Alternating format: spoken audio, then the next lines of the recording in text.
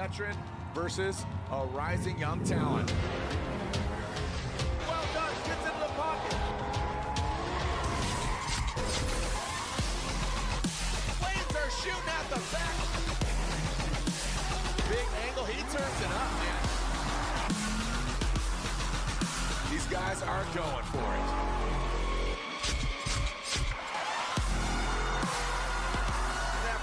Inside clip. Working in the smoke, well done.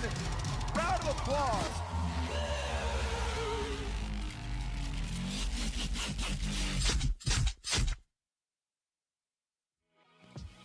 Welcome back, everybody, to Road Atlanta. The road to the championship begins here. Round one of the Link Engine Management PROSPEC Championship. 4 rounds within the 8 pro rounds. This is round 2 of the Pro Championship. That's going down tomorrow and tomorrow night. Same drift channel, same drift time. We are going down on Racer Network. So be sure to tune in for round 2 of the Pro Championship. But right now, like I said, round 1 of 4 of the Link Engine Management PROSPEC Championship. I'm Jared Dienda. Matt Sopa joining me up here in the booth. Lorette Nickel is in the hot pits getting all the dirt and skirting down there. So as we get ready for our driver introduction, let's first stand and remove our hats for our national anthem before we introduce you to our top 16 drivers. So please stand, remove your hats for our national anthem.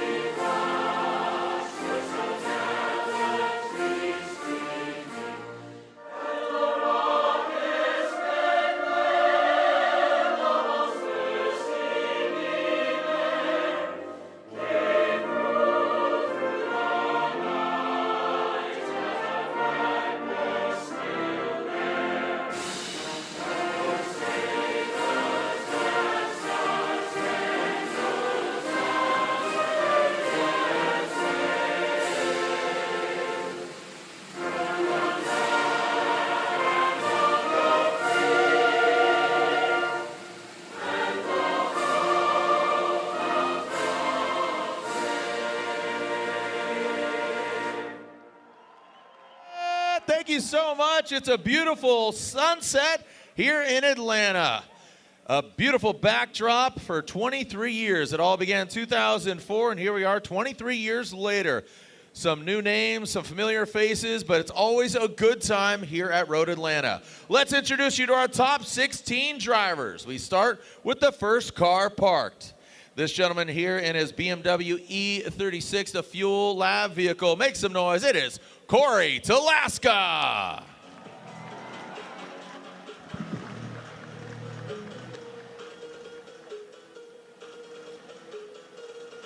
Next driver, a newcomer to Formula Drift competition, only 15 years old. He is out to show everybody what he can do. Make some noise for Braden Lawns.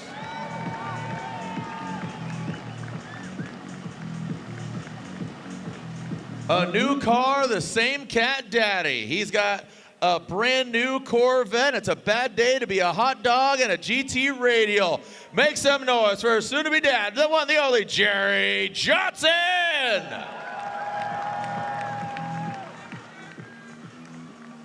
That's for you, Snacks. All right, this gentleman comes to us from Queen Creek, Arizona. He's crushing some GT radio, Link Engine Management, and some Dr. Pepper. The Dustin Farrell Racing, you can see him there, 2F Performance, shrouded vehicle. Make some noise for Dustin Farrell.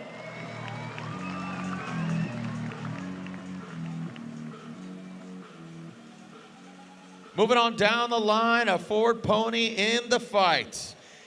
You can see him there. He is staying in it to win it. Make some noise. It is Adam Heishman.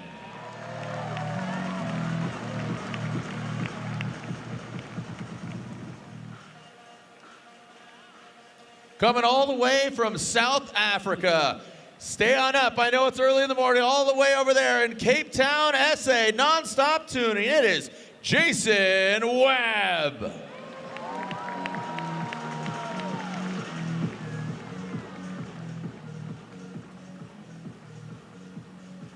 "961 is the number, the E36 is the chassis, and the driver is Sam Maghmoumi."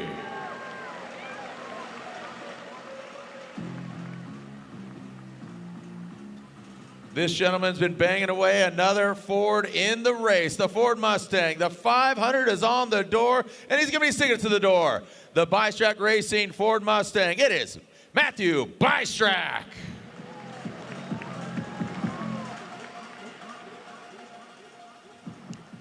We're going from race to reef, from the racetrack to the reef. In the M-Spec Performance S chassis, it is Casey Kohl.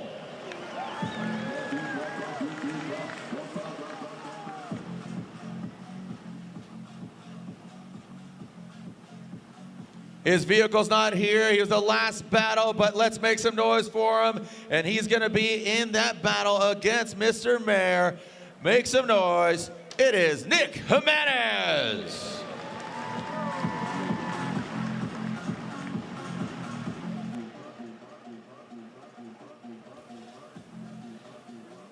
Moving on down the line. Man, there are a lot of blue ovals out here talking about the Ford Mustangs.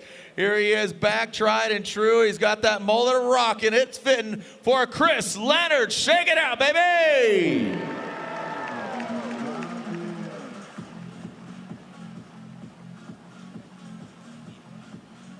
The only female here in Formula Drift Top 16. I Love Boobies on the car. Her advocation there, it makes some noise for Team Hansen, Shelly Hansen.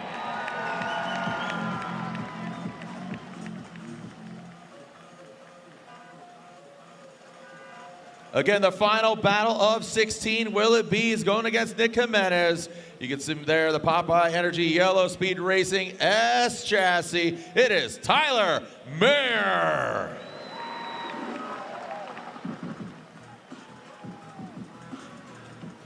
"14 years old from Las Vegas, Nevada. He's in the Optima Batteries BMW. Make some noise for Cameron Sorensen.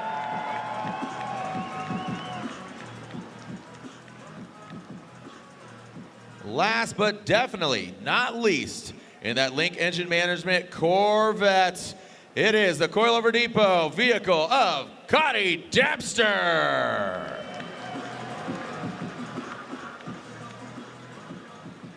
There are your top 16 drivers ready to do battle as we are live on Racer Network.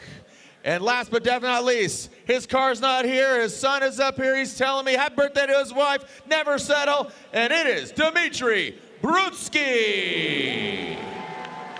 Now officially there are top 16 drivers, 14 vehicles. Woo!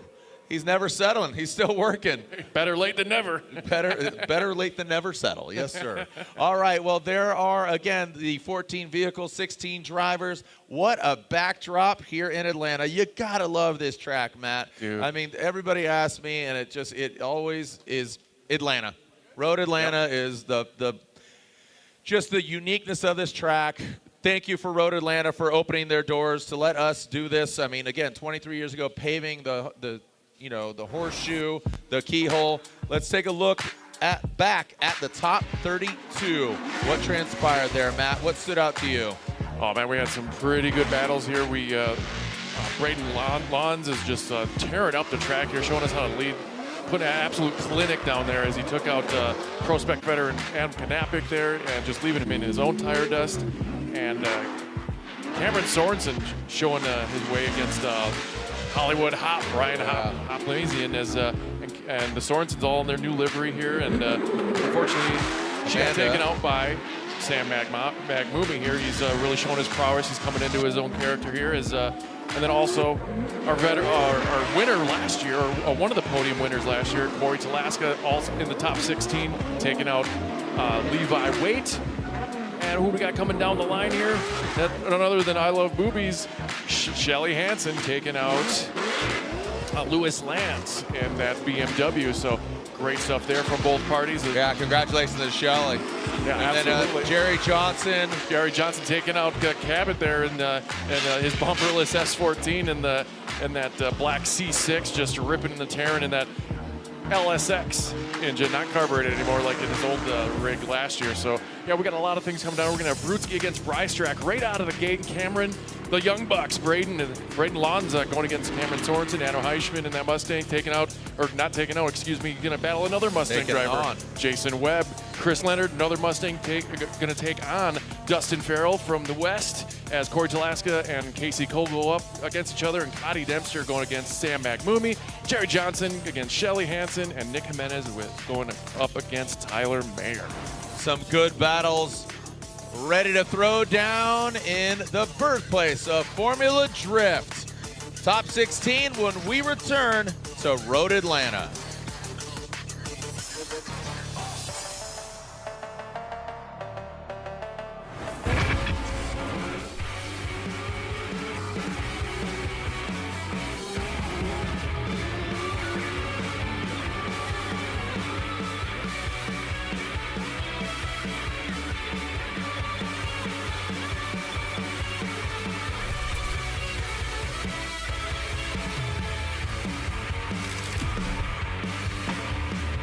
Vibe and live loud. This is what we are.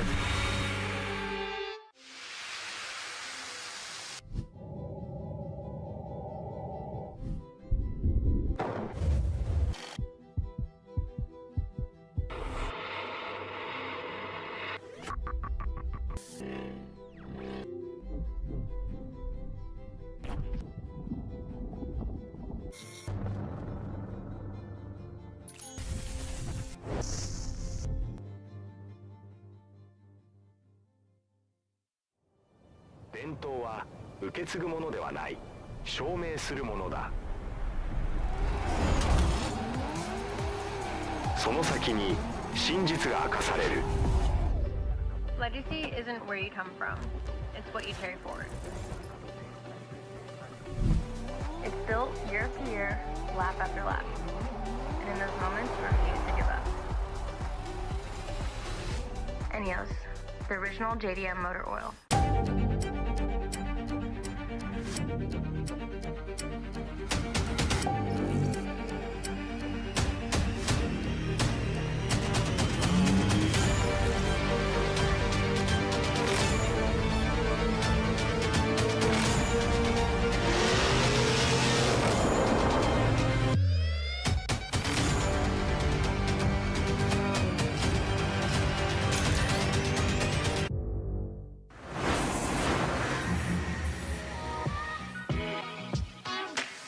As the sun is setting, the lights are coming on, and our top 16 drivers are here. 14 drivers are at driver introduction. 2 vehicles are not. Dmitriy Brutskiy and Nick Jimenez. We'll see if their vehicles make it to the start line. I'm Jared Dienda, Mr. Matt Sopa here, normally on the start line, starting with the pros, so you'll be back up there tomorrow. But it's all about PROSPEC. 13 rookies in our 26th season, and there are some notable names. I think notably, Braden Lance. Absolutely. I mean, a lot of people are like, dude, this kid? And I'll tell you what, Cameron Sorensen, the Young Bucks, you know, Hiroya Manoa, obviously. You know, and look at, like, Connor Shanahan. When he was that age, like, the Shanahans were known. So this is just another newcomer to the history books of Formula Drift. You know, Hiroya Manoa made a lot of name. Speaking of Cameron Sorensen, Amanda Sorensen, his sister did not qualify for 16th to get in the top 16, but she was the first ever female to podium. Yeah, so that's, awesome again, just so much history being made over the years. So thank you so much for joining us here, Matt. I know you're excited. Again, a builder, a fabricator, and obviously an announcer. So here we are, our 3 judges. How we doing? Reese Marin, Brian Eggert, Vernon Svanveld. As Chris Yule sitting there in the background running control. You can see just to our right over there, you have all the spotters. So, again, thank you so much for joining us out here. Again, beautiful day, an action-packed day, and really excited to see what transpires. What are your expectations as far as, you know, 32, we had some glitches. The track's going to transform, man, as well.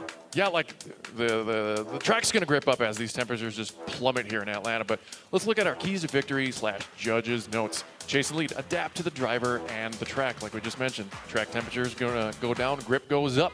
Well-timed and executed transitions, committed momentum and large angle as method of slowing down from outer zone 4 into 5. We talk about that, and also, Jared, you've pounded in these drivers from the tower here.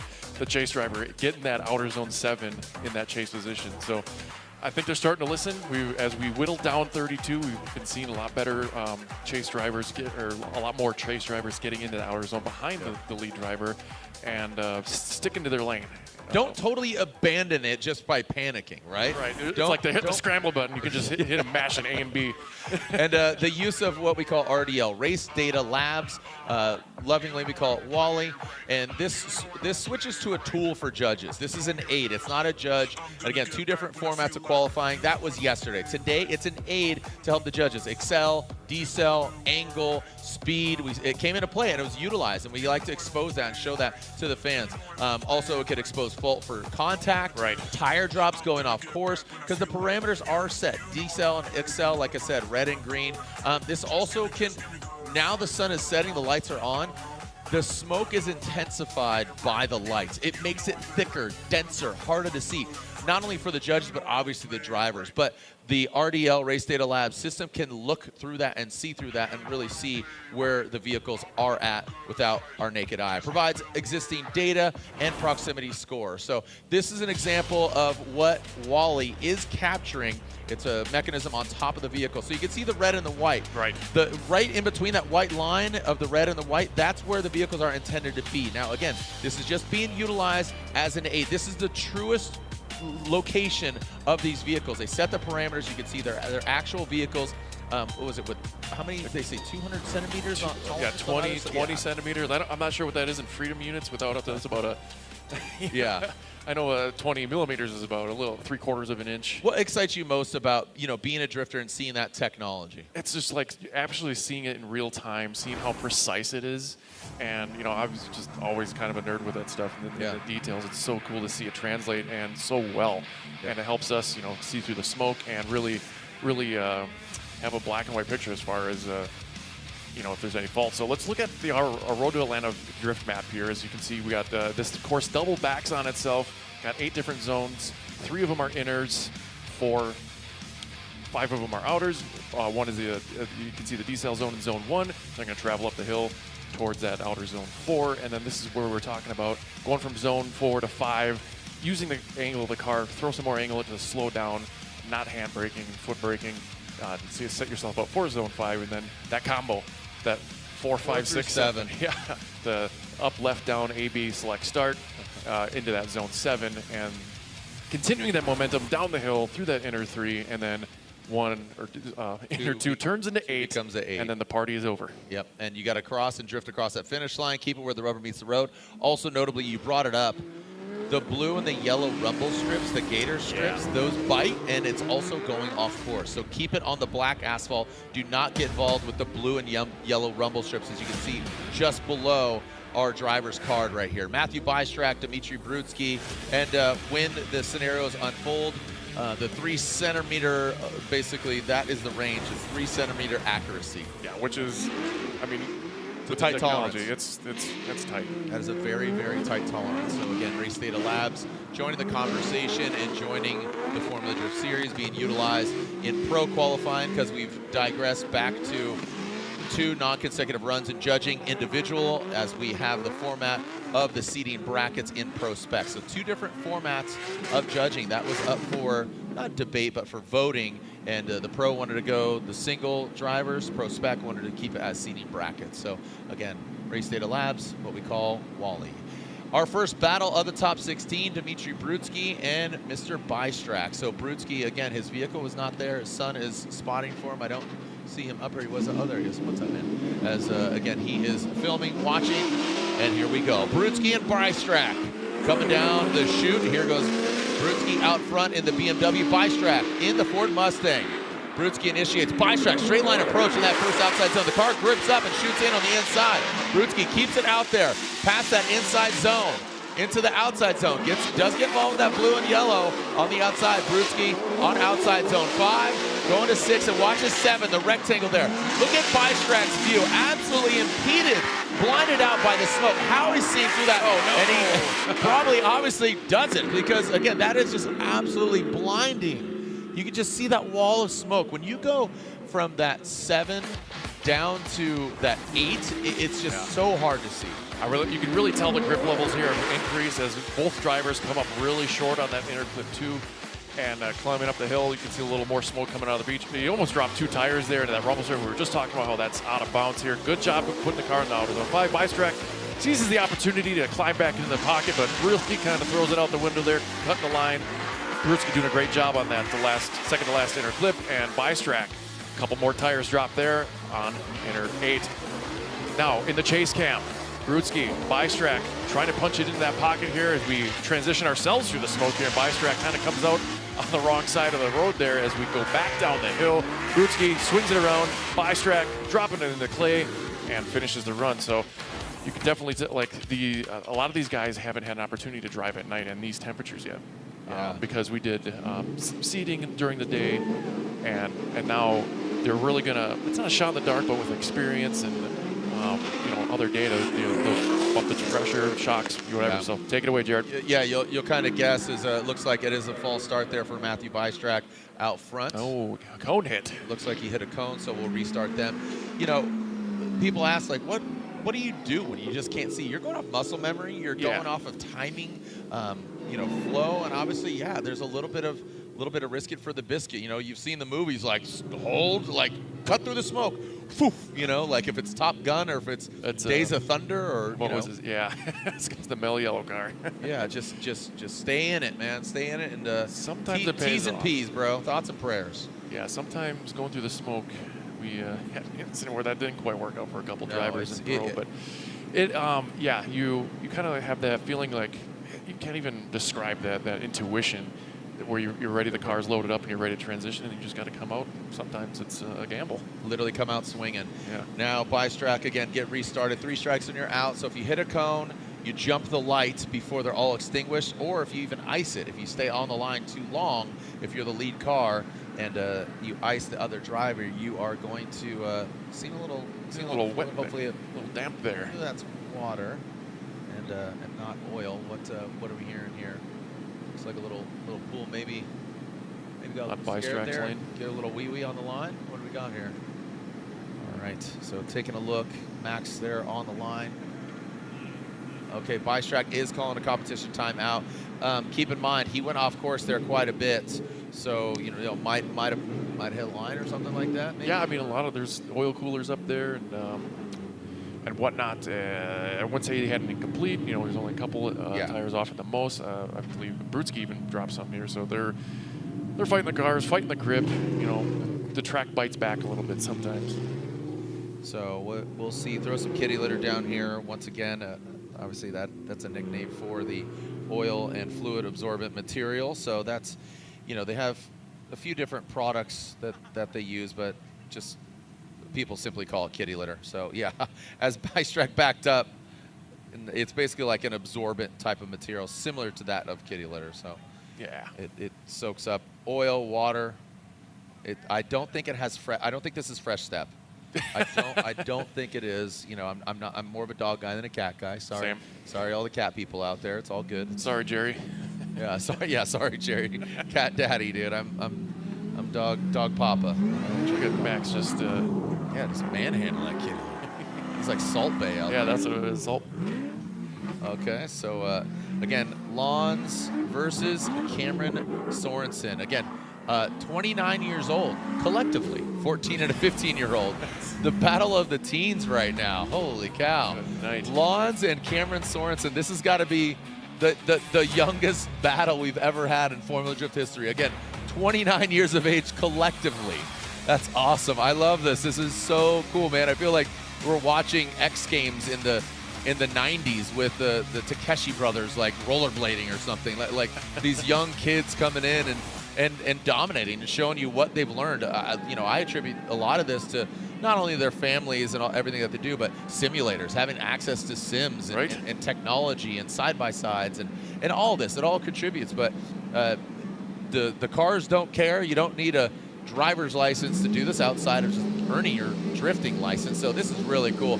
The youngest battle we've ever seen in Formula Drift history. Cameron Sorensen will lead a Formula Drift ProSpec rookie, Braden Lawns. Cameron Sorensen swings in front of Braden, going to that first outside zone. Lawns, the car grips up, so looks like he's fighting a little bit.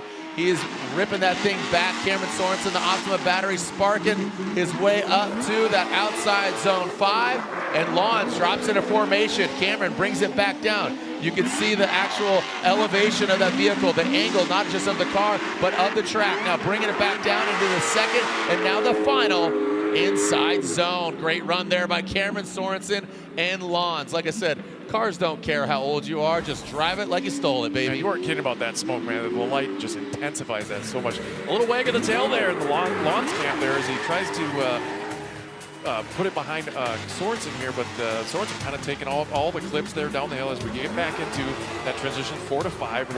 Lawns is right there with him, kind of closing the door here as Cameron needs to be a little closer to that inner clip. Handed off Lawns. He stayed his lane there in that chase mission and punches through the smoke here. From this perspective, it doesn't look very thick, but boy, in that driver's seat, he's just bathing in that. But a great job by both drivers. That was a good time there. That's obviously not a good thing, but you can see 3 minutes, 30 seconds. Hopefully it's a quick fix. Get those jack stands underneath there, make sure they're all safe. And oh no, we're calling another comp timeout for Lawns. What's happening? So Lawns is calling a competition timeout.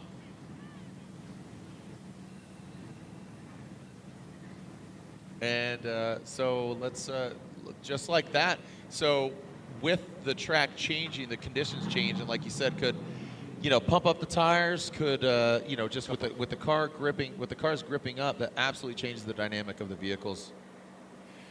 Yeah, you're stressing. You know, we talk about the tires all the time, but when you're adding that grip, it just transfers into the suspension. Everything is just stressed so much more, even the drivers. So. So we are getting word from Lorette Nickel that says she's right there next to that clock. I saw her fancy salmon pants. And Bystrak has a hole in his oil cooler. The team's trying to take out the oil cooler and connect the two lines. Yeah, just loop it and swoop it. Just loop it and swoop it. All right. Look, it's easy as that. Sopa said it. That was that. There we go. All right. Well, we'll see if he can figure it out, and we'll see if who's moving on. It's just calamity everywhere, and that's a sign of a good time. We'll be right back. Don't go anywhere. Formula Drift action when we return.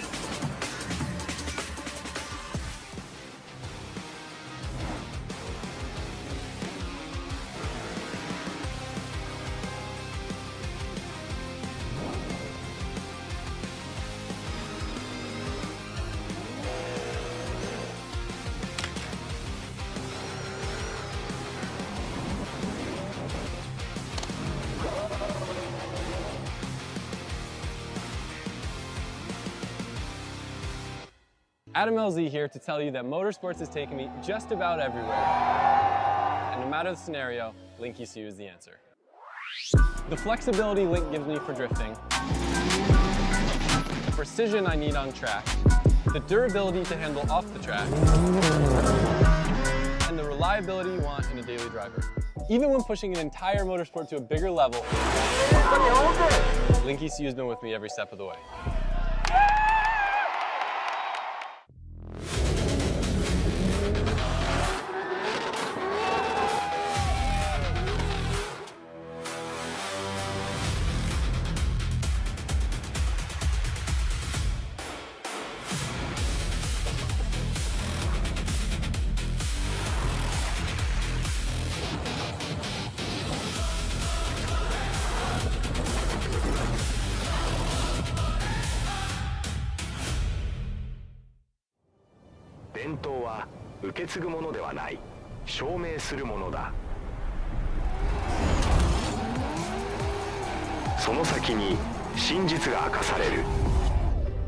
Legacy isn't where you come from, it's what you carry forward.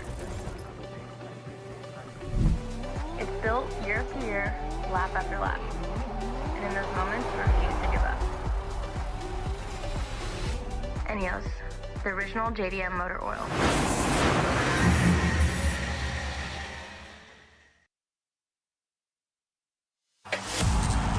You know him, you love him. In that Borla Performance, Heat Wave, Lean Customs, 777, the Beast of the Bay, Matt Field. I'm Matt Field. I'm from San Jose, California, and I've been drifting professionally for 14 years. I'm kind of one of the old guys now. My favorite thing about drifting is the journey that it's taken me on. Taken me around the world. It's provided me a lifestyle. It's provided me means of living, and it's able for me to be able to provide wages and living and amazing experience for my guys at the same time. You know, we've been in the championship hunt for a lot of years, and I think it's real easy when you're just focused on the championship to be focused completely on the outcome. How do we win? How do we win? The mindset that I take is, how can I be better in every aspect, every lap? I want to have the best runs in practice, and I want to win the last run of the night. When we started, it was like, okay, my S14 is a beer can. It's been crashed. We are back, and we are getting some updates on the action. I believe that we are informed that Matthew Bystrak, unfortunately, is unable to fix his vehicle and get it back on. As you say, loop it and swoop it. Looks like he is going to swoop out of this leak it and park it. Aww. Yeah, I mean, I don't mean to make light. I'm just trying to be witty here. Yeah, he's not going to park way or drive it, so. Yeah. Oh, man, unfortunately there for Bystrak. So we will see, we'll move on here as Jason Webb and Adam Heishman. Webb, definitely a fierce competitor, again, representing South Africa. All Mustang battle, here you go, you gotta love this one. And Heishman will lead, Webb will give chase. Here comes Heishman launching in front of that convertible Mustang. Here goes big angle Heishman, Webb dials it in. A little slower to that inside clip, but that could end up working out because he might gain ground here, going from 4 to 5. Does come up short of that non-stop tuning Ford Mustang. Now transitioning out. Wow, Heishman. See that snap around? That got a little wonky there. That might have thrown off Webb. I want to take a look at the overhead there because it looked clicky, right? That was odd from that perspective. Yeah, sure. that looked definitely weird. So I just want to see it. So let's get some overhead shots. Yeah, Webb kind of playing it safe here. I kind of expected him to be a little more aggressive here going against Heishman here as he does come up short. Oh, they both missed the clip though, but Webb does a great job here trying to keep the distance between them to a minimal as Heishman draws the line here a little short in that 5, and Webb kind of taking advantage of it, but staying in that pocket as well as he can. So he transitioned really early and grabbed a gobble handbrake there. So that's what is going to be a deduction in that lead lane, and Webb did take advantage of it. Good job adapting to that little mistake there from Heishman, because he would have came up about 10, 15 feet short coming to that outer zone at 7. So let's give that convertible pony some clean air. Let the smoke clear a little bit out here down by the keyhole, and Heishman will give chase in his Mustang. Lights are going down. Man, the plot thickens, man. I think this track is biting back after all these things. We got some updates here. I'm getting some communique from Lorette Nickel. But right now it's all about Jason Webb. Let's see what Webb and Heishman's got. Webb coming down. Heishman, he's aggressive in that chase position. Not as much angle, but good proximity. Webb comes up really tight on that inside. Now coming down. Oh, Heishman comes unwound. Webb continues on. This could be a victory for Webb as long as he keeps it sideways. Webb keep on keeping on. This is a small victory for him just being in the 16. His dreams are coming true. A Cape Town, South African. I see your eye. What's going on here? I just wanted to see what JTB, he can see a smile on his face. He's smiling, man. He's got the universal hand signal for thanks. Let's keep it going. I know. Keep it going. We like birds. I am #1. Thank you, sir. Unfortunate for Heishman. I would like to recap there once we look at Lons I believe that's Lons, and you can see 2 minutes, 37 seconds. But let's look at Webb out front, Heishman in the chase. Heishman looking aggressive in the chase here, right off the rip, but Webb coming up pretty short. Extremely short, let's be honest here, as Heishman does a good job of that transition. Again, kind of cutting the line there, a little bump there, and that's going to be where the crux of that situation for Heishman is. It looked like he might have bent a tire on something fierce in there. It looks like his brake might have locked up. You can see the sparks flying out of the front right wheel of that New Edge Mustang, shutting it down. He might have, I'm not sure what happened without any more information, but it looked like the brake stayed locked, the caliper stayed locking. So yeah, here we go. Yeah, he saw the sparks. This is like what Haley did yesterday. Oh, okay. Yeah, Haley you saw him just spark up. Which is normal. We got pretty aggressive pads. The pads a lot. Not to that use- degree. Yeah. The pads that a lot of guys use are they don't need heat, so they'll throw a lot of sparks. So. Oh see the man, result. South Africa's own Jason Webb, nonstop tuning Mustang, gets the win and is going to the Great 8. Congratulations. Unfortunate mistake by Heishman. That means he will be out. So very unfortunate. Boy, look like that got machine some- of we got- Webb we has got been some- taking I like some abuse. But Lons, what did Lorette share with you? It was a clutch issue with Lons, Lons? unfortunately, that's what we're looking at here. Lons, and from what I understand, it's a full family affair, so it's awesome seeing mom, dad, everybody rooting for him. You saw him at the driver intro. Lons has no clutch. The pedal went straight to the floor, and the clock is ticking just behind that light. And Yeah, they might be trying to bleed it. Lons was somebody we needed to watch, and we are watching with bated breath, but this is not the way you want to go out. I mean, just I think everybody was really impressed. You know, just when you see that talent, you're like, what? Let's see how far he Ooh. goes, you know? Yeah, You know, exactly. like just all of it. So it's really cool to see. This is really unfortunate, but that's the name of the game. You know, it's not just about the driver. It's just the whole symphony of vehicle, tech, attrition. You could have a great car, but it's sometimes just that small, like I said, 15-cent part versus the $15,000 part. Yep, it's probably But, a seal in that slave Looks like cylinder. the car's down.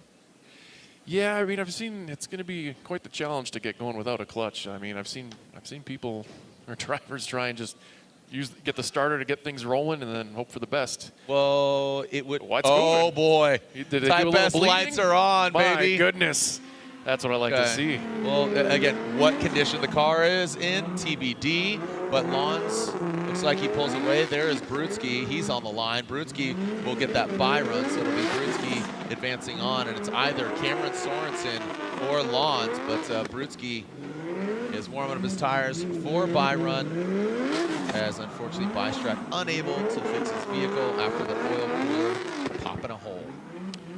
Got the track, that shark tooth track of those berms or the rumble strips bit back, unfortunately, on his pony. Bystrak getting the bye run, moving on to the Grade 8.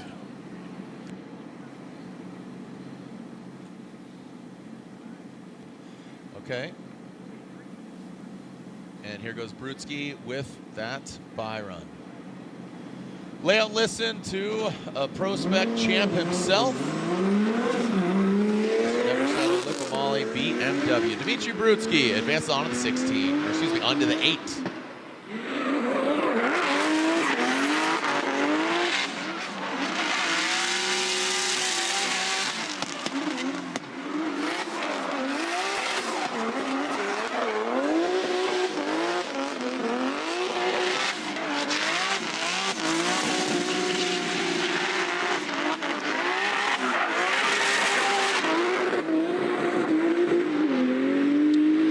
And there it is, just like that. What an unfortunate turn of events for Bystrak, man. Yeah, I mean, on the other side of the coin, Brutskiy, you know, gets a advancement. A chance to get kind of a free lap there to Yeah. test the conditions, because these guys, you know, we ended 32 with sunlight, and now they get to really feel the grip without any What's going on consequences. here? Cameron? Oh, goodness. Is Cameron just scrubbing? Maybe he just got iced. Maybe they were waiting there. What's going on here?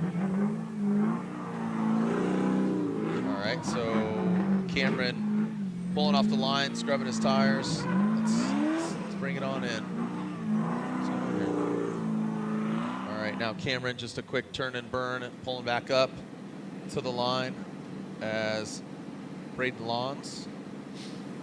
On the start line, he will lead. Again, this is the second half of this battle.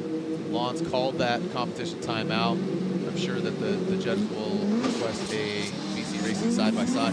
Also, with Lons being out front, no clutch, I think that's a better scenario for him. If he, you know, obviously had that oh boy, that's where I'm nervous that M-Spec as chassis goes in, and yeah, that's, Shut it down. yeah, that's not going to happen. Yeah, it's, you know, how much do you risk it? Yeah. That's it. Yeah. Null and void. But hey, hats off to him getting this far in his So- freshman year PROSPEC, making it to the top 16. Yeah. good on him. That's not the last we'll see of him, so we'll see. I'm definitely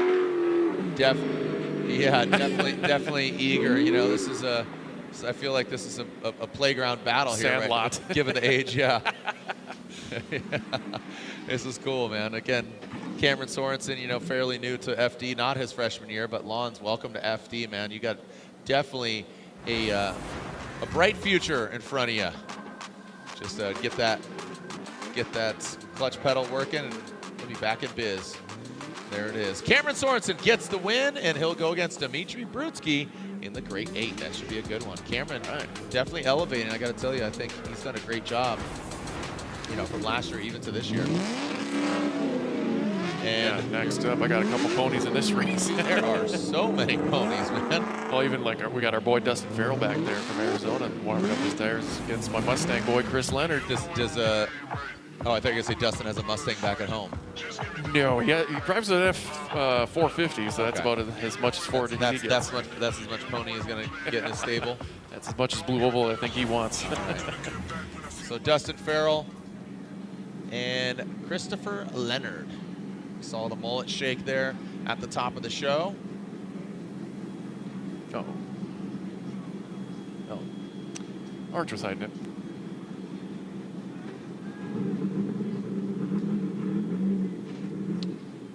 All right, Max is getting the lights here, and Jared, take it away. All right, here we go. Taking a look at it, looks like we will be seeing. Who's that leading? That's Leonard. Yep, Leonard out front as Dustin Farrell.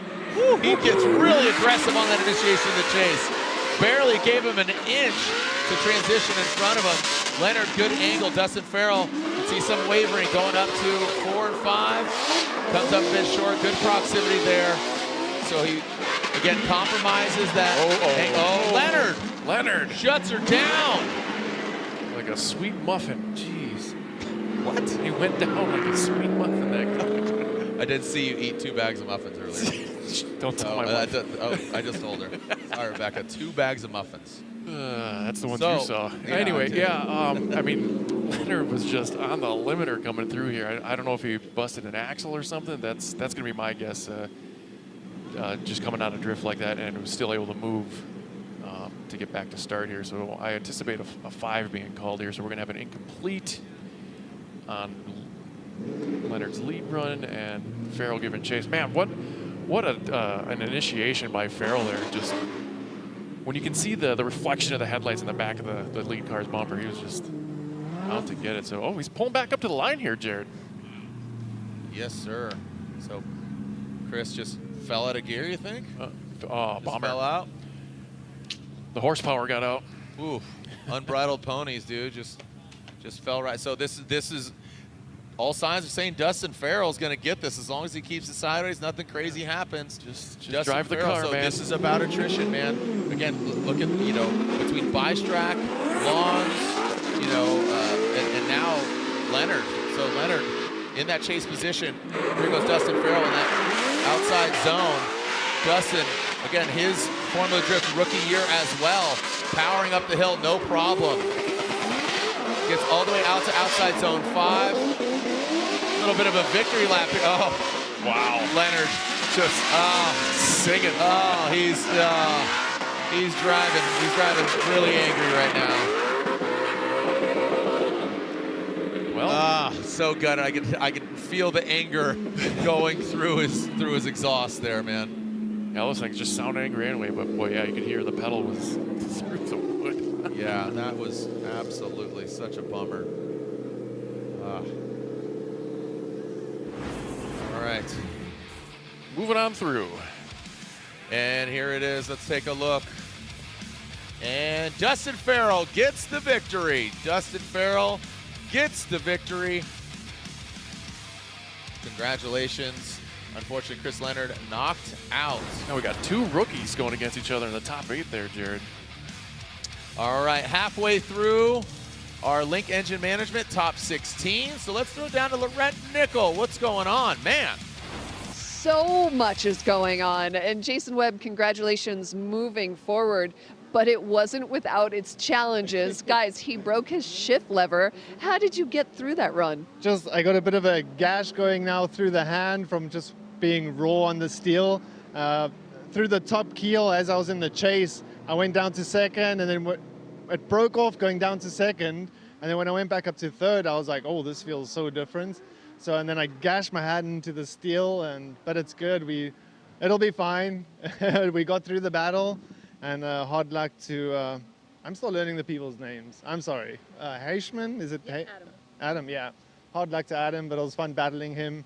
Another Mustang, and yeah, we threw the top 8, which is amazing. What a dream. Yeah. What a dream. You are living the dream. Oh, yeah. Jason, best of luck moving forward into 8. Guys. All right, top 16. Thank you, Lorette, and congratulations, Jason Webb. Again, South Africa. He's living in a dream, dude.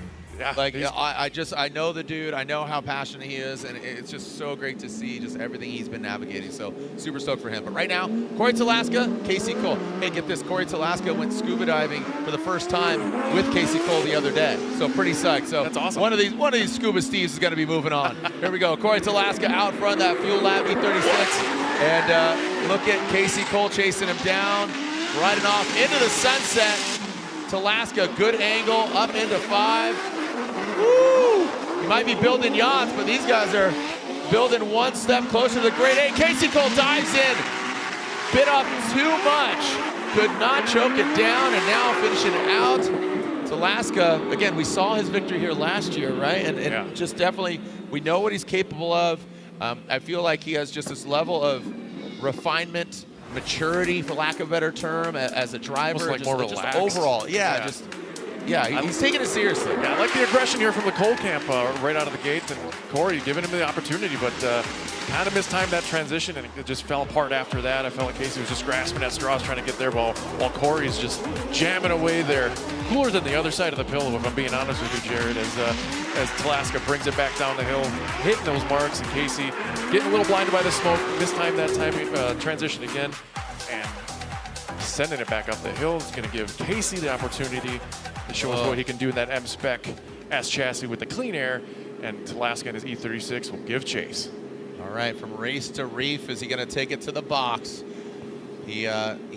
I'll tell you what, Casey Kohl needs to force an error in that chase position of Talaska. The lights are on. Once they extinguish, it's go time. Here we go, Kohl versus Talaska. Casey Kohl out front, M-Spec S chassis. See this initiation, little Manji flicks it in. Nice fluid, nothing too violent as far as aggression goes. Kohl, good transition, a little tight on that inside zone 3, going to 4. And look at Talaska, very dialed and calculated. Casey Kohl, wide swing.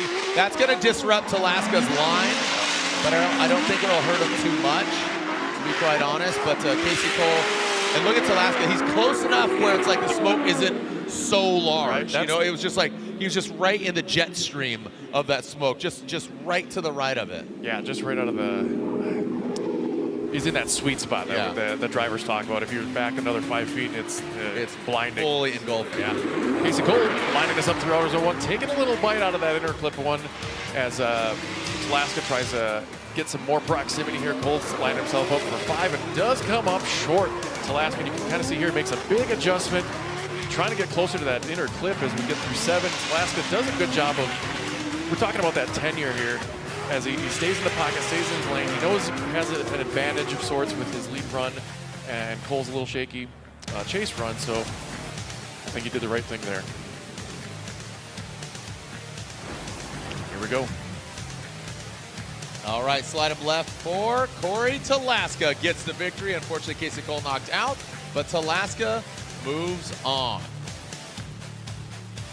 All right, well, we'll be back in just a moment. 3 battles left in our top 16. Don't go anywhere. Road Atlanta, round 1 of Link Engine Management ProSpec Championship continues. Don't go anywhere.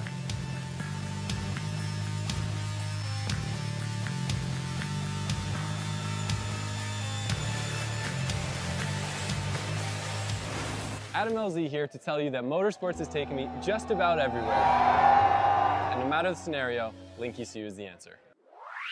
The flexibility Link gives me for drifting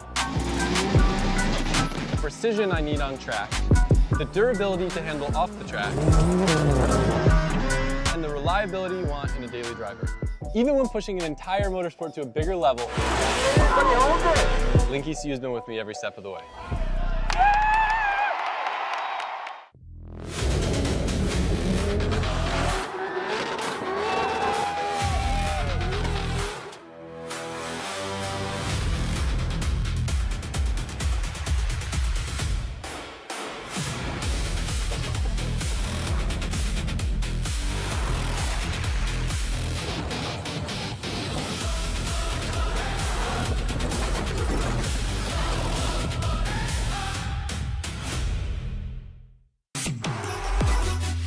BC Forged Wheels, custom built per order, offering extensive design, finish, and machining options. Strength, style, and precision come standard. Track proven, street ready.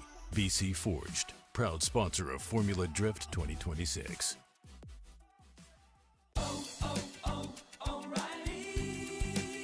Need a little help? O'Reilly Auto Parts has help. Need some advice? We got advice. No matter what you need, we have thousands of professional parts people doing their part to make sure you have it.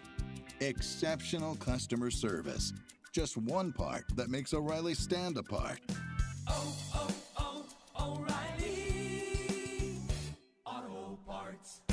With a Canon ImagePrograph Pro 1100 professional photo printer, my images come alive in print. What I see through my lens is what you see on the wall. Vivid, detailed, and accurate.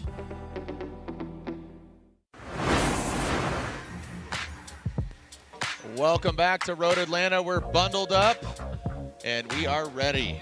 We got the chairs, we got the stairs, and we cares out here at round one of the Link Engine Management ProSpec Championship.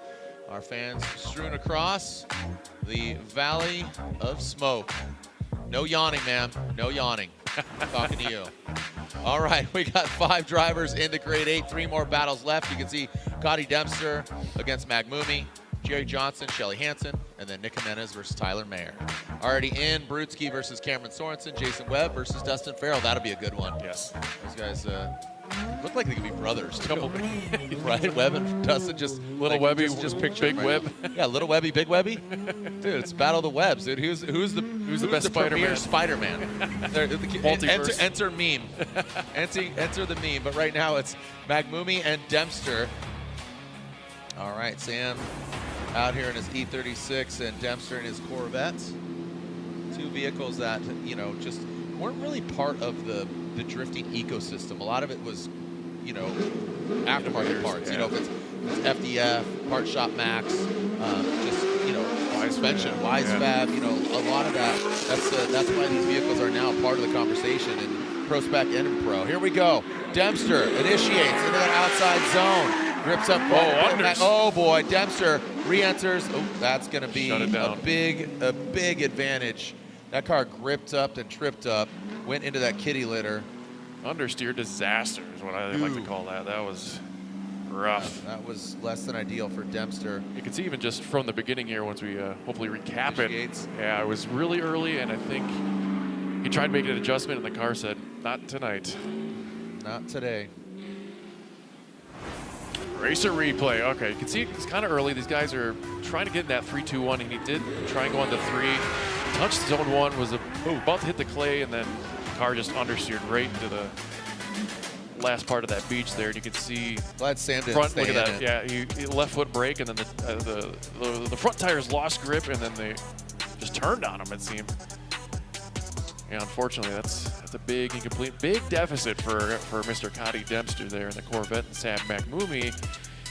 A little less pressure going into his lead role, so sure. We'll get this thing swept up by a Road Atlanta crew, and be on our way here shortly. Yep, kicking the gravel off the course, but that was unexpected. Definitely unexpected from Demster, the way that thing kicked and just went straight into the kitty litter. All right, remember, as we can see, Talaska, he's psyched. He is, yeah, Talaska's in it. But remember, don't forget, watch Formula Drift live on Racer Plus. Every event, every battle, right here on the Racer Plus app. Free. I repeat, free. So Formula Drift is completely free to watch on Racer Plus. No subscriptions required. Enjoy all practice, qualifying, and the top 32 from every round at no cost. So go download the Racer Plus app now. A lot of the TVs actually have where you can preload it. I have some Roku streaming sticks here. Maybe I'll give some out tomorrow. If you come up to me and say and show me you downloaded the Racer app, I'll give you a Roku streaming stick. I'll have a couple of these tomorrow down in the pit in the paddock. So I'll give out some Roku sticks. So show me you downloaded the Racer app, and I'll give you a Roku stick. Ryan, is that cool? Can you give me 3 of these things?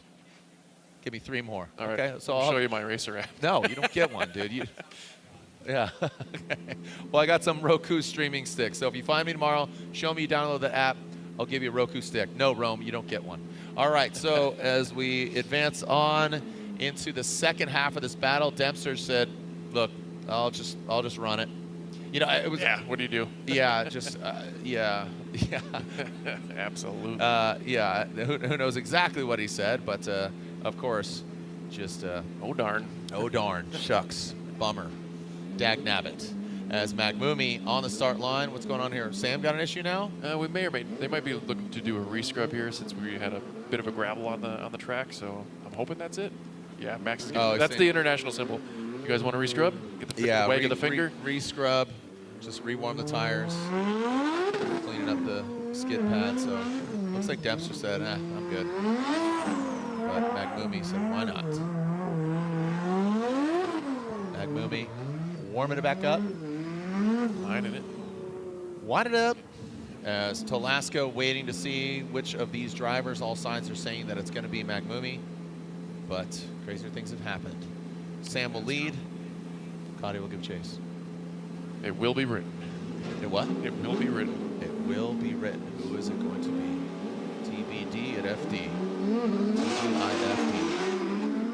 Maghmoumi out of the start chicane. Clean start. Let's see if Sam can stand and deliver. Like Edward James almost. Into that first and second. And Cody, same thing. Yeah, car is just gripping up. He is just, oh man, oh boy. Oh, we are losing parts. Wheels, oh man, oh, woo-wee. And Sam looks like he might come back. Okay, looks like that side skirt. Cody, he had a smirk on his face, man. Oh, great looking car, but unfortunately for Demster, that is gonna be all she wrote for him. Maghmoumi, that was violent. That's a good way to put it. Yeah, that's a succinct way. I think he insult to injury to that side skirt. Not only losing it, then running it back over. Dirty dog. All right. Slide. It's your turn. And there it is. My turn. It's always my turn. Sam Maghmoumi gets the win. Unfortunately, Demster is out. All right, 2 more battles left, and Lorette, Talaska's got to be psyched right now. He's so psyched. He's so excited. And we were just talking about the nerves coming into Atlanta and getting through top 32 and getting here. So what do you do to settle those nerves? I'm going to be honest, the only thing we were just talking, the only thing that settles the nerves is winning top 32 battle. I like the expression I used. It was like it's like taking a shower of like all your emotion. You know, we work so hard to get here, and all of our partners and my titles, Fuel Lab and Yellow Speed and Patterson and Gyroline, and they're also great. And my team sacrifices all this time to come here. So like at least getting past 32 with like the confidence that we know we can go all the way is like such a breath of fresh air, and it just I'm fired up. Let's you know. I love that. And of course, our winner from last year looking to do that again here in 2026. Jared. Thank you so much, Lorette, and congratulations. All right, we'll see if he takes a shower of a different kind, maybe with some champagne. You know, so again, he talked about that shower in 32, just the wave of emotions and just washing it away and cleansing the soul, but it's always better when you reek of champagne at the end of the night. We'll see if that happens and comes to fruition for Mr. Talaska. Here we go. Shelly Hansen, Jerry Johnson.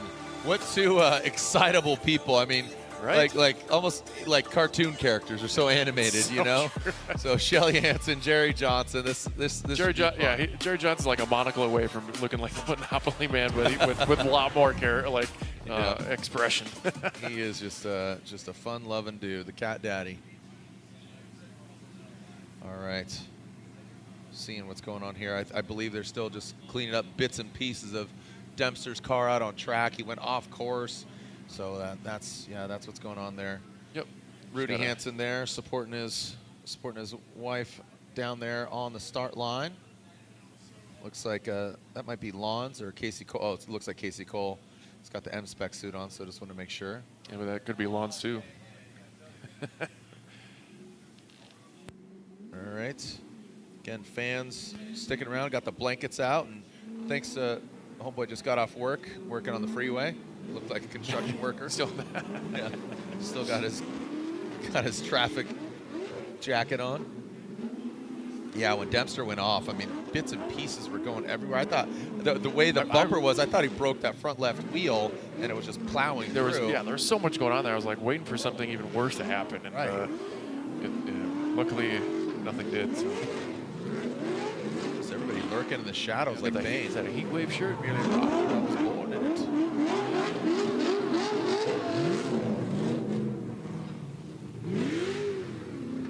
All right, jumping into that burnout box.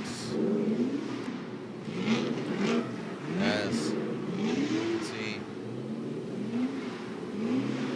pulling up to the line, Jerry Johnson.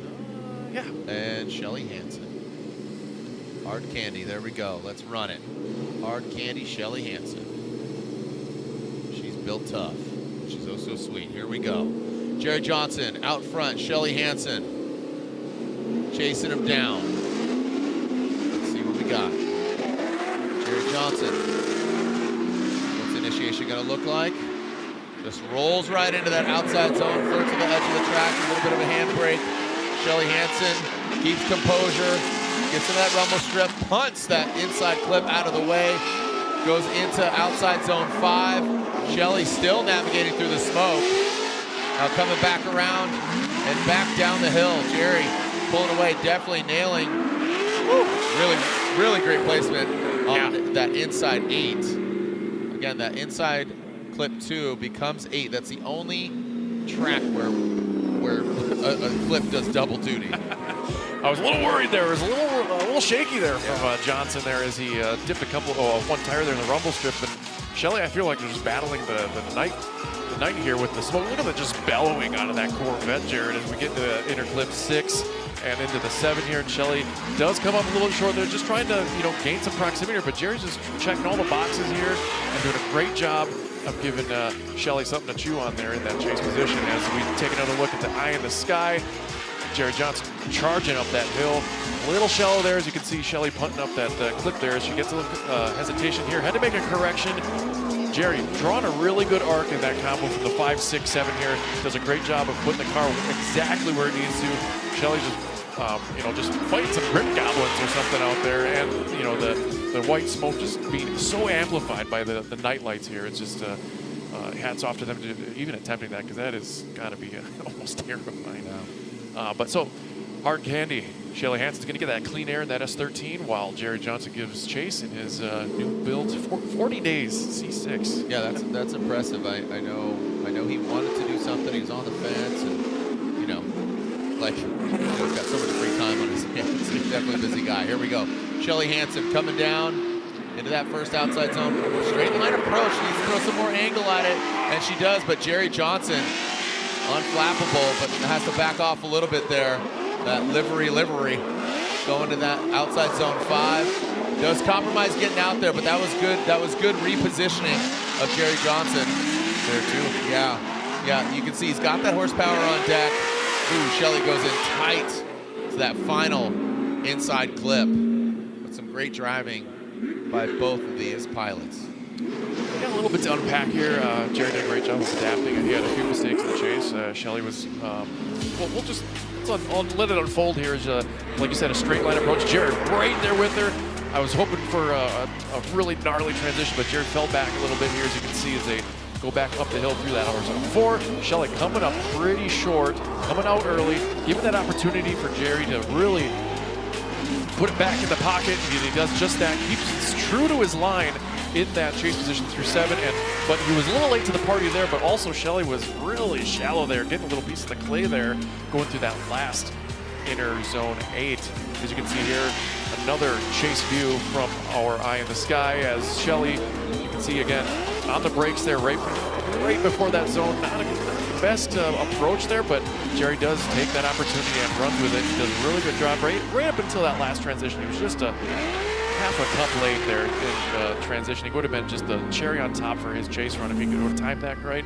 I think that would have really set them apart in both their runs, but now the judges got a bit harder of a job to do it, I think, to sync what who's going to move on. Like you said, in such a short time, I'm looking forward to what kind of livery we're going to see on Jerry Johnson's car for Stafford, Connecticut. Hopefully, flames, a mustache, hot dogs. Who knows? Cats. I just don't know. One more time, Jerry Johnson and Jerry Johnson. Okay. All right, so Vernon Vonveld went with it one more time with the other judges. We saw this earlier, but it was not unanimous. But Jerry Johnson does edge it out, just barely over Shelly Hansen. So Jerry Johnson, Double J, is in the building for grade 8. One step closer to a podium, and now we are looking at Tyler Mayer and Nick Jimenez. Nick Jimenez took a hit earlier getting into the kitty litter, so hopefully he got his car back up and, somewhat closer to what he showed up with shape. That's obviously you can only do so much given that you're not in a proper shop. Yeah, I like their approach there to kind of forego replacing that component and just get it back into competition here. So looks like he's in a roundabout. I don't know what's Max might be looking at something. I don't know what's going on here, but he now has a cone. All right, Jimenez looks like didn't know if he wanted to tap that cone and take it with him. Yeah, you can park there for a little while, but not can't forever. Park there. And as Nick Jimenez and Tyler Mayer. So Jimenez will lead. Mayer giving chase. Oh boy. And another roll. That stickler Max up there, I tell you. Hey, you know what? Clean starts only. Well, are you, I trained him well. Yeah, that's what I was going to say. Like, you'll be up there tomorrow. I'm going to see how many rolls, Oh, that's stickler Max. You're not going to see anything. You're just like, whatever, bro. I'm like, what are they going to do? No, obviously, with you being the official pro starter, let's rack him and track him. Here we go. Nick Jimenez, Tyler Mayer. It was a little rolling start there. Nick left before the lights extinguished. Looks like now we're good to go. Clear to send. Right. Jimenez, Mayer, out the gate. Hopefully Jimenez got it back up to snuff. Initiate across the nose of Mayer. Mayer very close. Tucks on in. Pass it inside clip. He does take it out. Using that course's edge. Both of them up the hill into 4. Jimenez, more angle. The car grips up. He's fighting the car. Yeah, he is just clutch kicking that thing, trying to keep it sideways. Out and exiting the keyhole. This does allow Tyler Mayer to kind of modify his line just because Jimenez, the car is just so gripped up right now. Yeah, that was a little less than stellar. I feel like there's just this temperature. You got a sweatshirt on here already, and it's definitely grip levels have increased, and it shows the initiation here. These cars just rapidly decel. You honestly did initiate way too early for how fast he was going in there.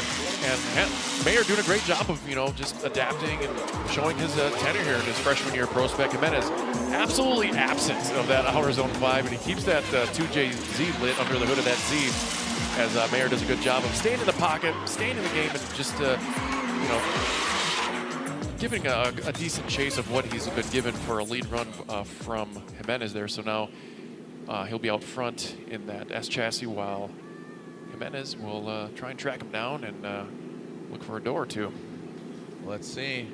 Let's see if Mayer can deliver. One of these drivers will be going against Jerry Johnson in the grade 8. If Mayer puts down a decent lead run here, the victory is going to be his. Unfortunately, Nick just fighting the car in that chase position now. Doesn't fare very well. You saw Tyler kind of chomping at the bit, ready to sink in the sword.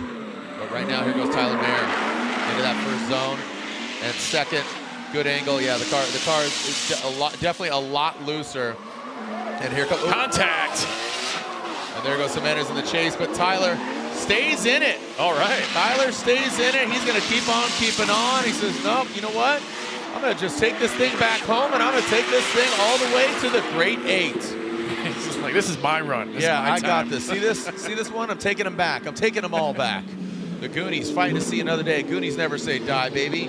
Keep it going. Rock 'em, sock 'em, baby. Right? Los Goonies there, Reese? All right. I like the approach here from Bear out front. Jimenez, you can see the grip goblins are still kind of fighting them as both these cars are kind of taking a shallower line overall, and Jimenez struggling to keep up there, put it in the pocket. There's the contact there. Almost set him up better, if we're being honest here. Kind of moved him into the zone a little better, as he did have a wide approach through 306. Good job at 7 as Jimenez. Good job of mimicking the angle here as Mayer unwinds it here. And we do a little time travel here back to the contact, as you can see wheel to wheel.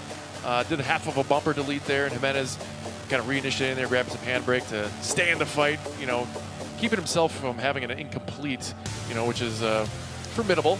And you can see the left foot braking there from Mayer as he heads back down the hill. And now they're waiting for their decision. So hope that's some hot cocoa in your drinks. I could go for some of that. And there we go, Jared, it's your turn again. All right, slide him on over to Tyler Mayer. So look at that. Oh, okay. Yeah, and I saw that. I mean, you know, Mayer wasn't exactly in the right line. I think you're right. Like, taking a look at that as you're walking through that replay, he might have assisted him there a little bit on that line, because there was no decel zone there according to the map. Yeah. So, but I do agree with the Tyler victory, as we throw it to Lorette Nickel, who's with Mr. Maghmoumi. Well, guys, my earlier interview with Corey Talaska, he mentioned that the track is dialing up a little bit in grip.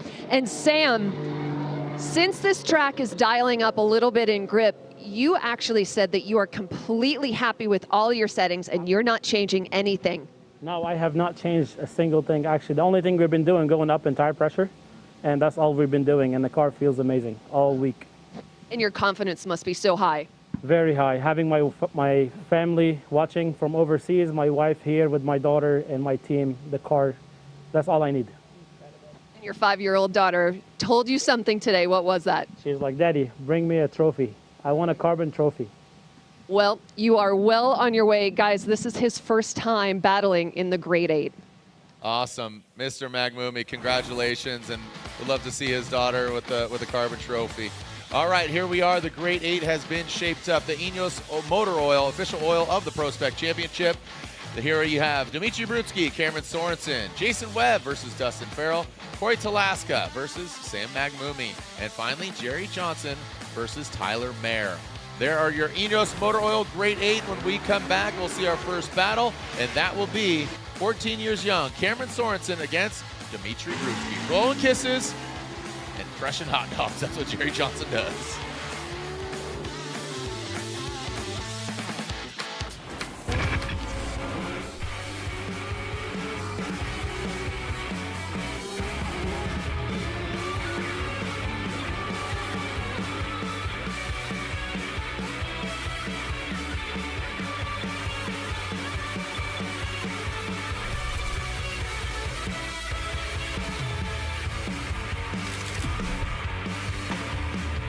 Vibe and live loud. This is what we are.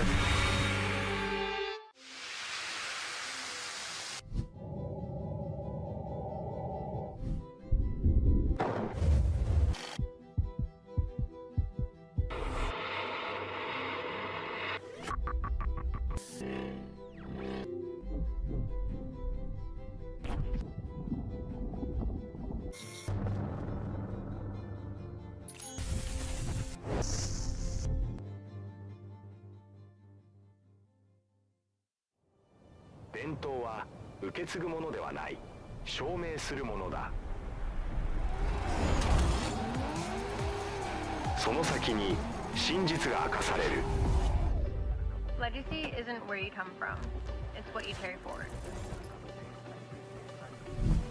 It's built year after year, lap after lap. And in those moments, you refuse to give up.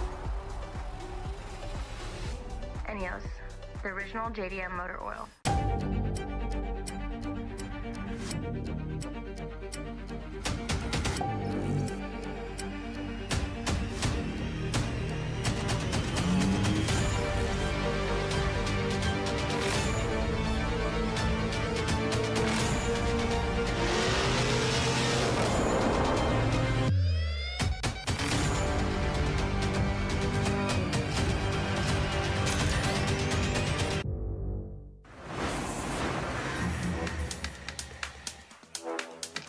All right, welcome back. Look at that. Everybody scrolling, crushing a Yingling, Pottsville, Pennsylvania zone. Look at this, trolling.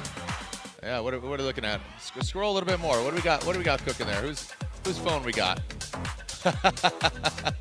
Yeah, what up?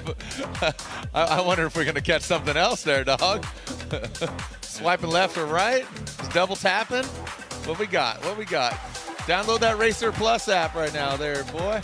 Yeah, get yourself a Roku tomorrow. Yeah, I got a Roku streaming stick right here with your name on it, if your name is Roku.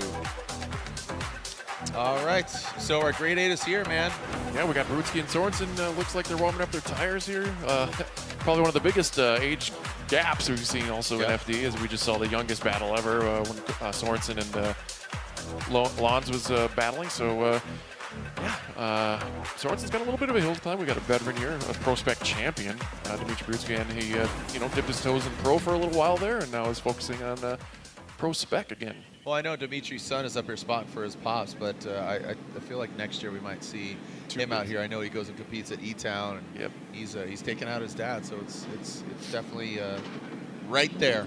Generational. Yeah, we're going to see another Brutskiy out here soon enough. But right now it's Dmitry Brutskiy against Cameron Sorensen. Brutskiy out front, battle the Beavers. And here we go. Brutskiy initiates. Cameron Sorensen giving himself maybe too much room, as Brutskiy just pulls away.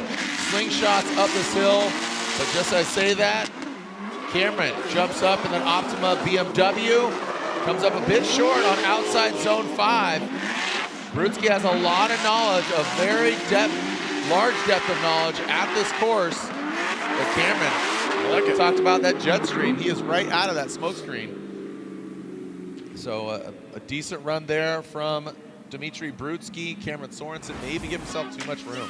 Yeah, I really like Brutskiy using all that track. I'm a big fan of that, going back and forth and whipping that car on here. Sorensen a little late to the game here, as Brutskiy kind of had a late transition after that inner clip too, as they come around. He has a hiccup here. You can see the lack of smoke and almost sending it off course, but his prowess is showing there as he threads that needle.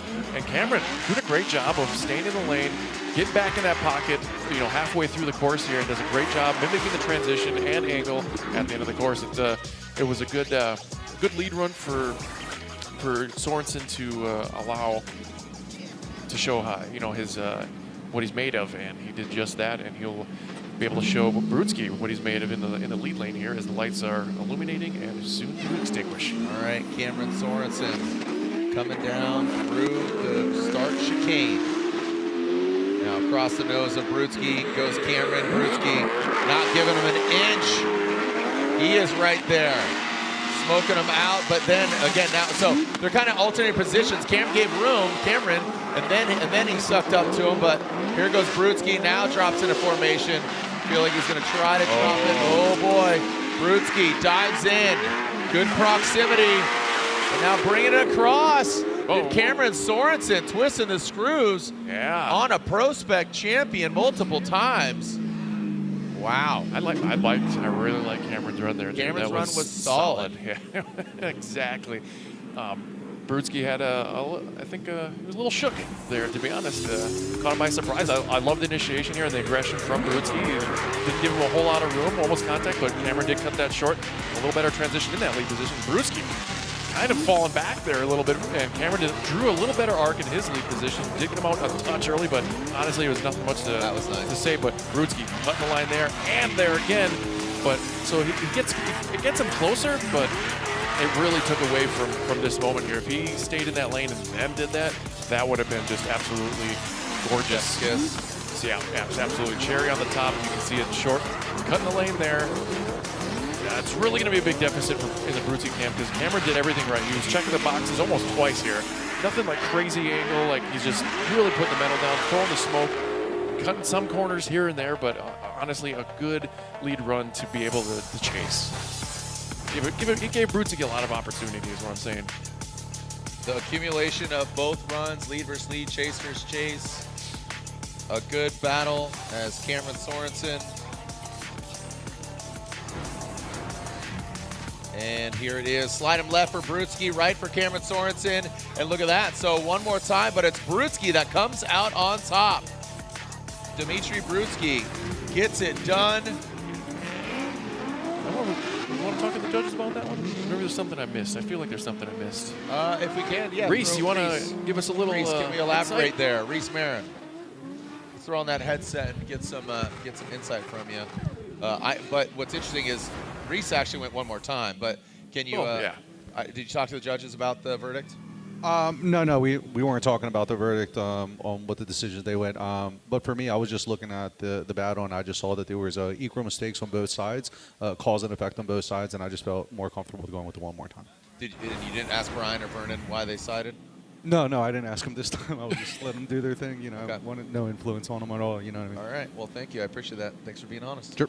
Moving back on to our next battle. So Brutskiy advances on right now. Jason Webb versus Arizona's Dustin Farrell. So like I said, little Webby, big Webby. Let's see what Jason Webb from South Africa, he's going to be chasing him down. Talking about Dustin Farrell, he will be leading. Dustin Farrell initiating into the outside zone. Jason Webb drops into formation, maybe a little too close. Hopefully he's got the horsepower to come back on because he dove in, but then Dustin definitely, he didn't slow down or anything, but just Jason Webb trying to time that properly. Now coming out of the horseshoe, and Dustin pulling away from Jason Webb into that last inside zone. Dustin and Jason back up the hill.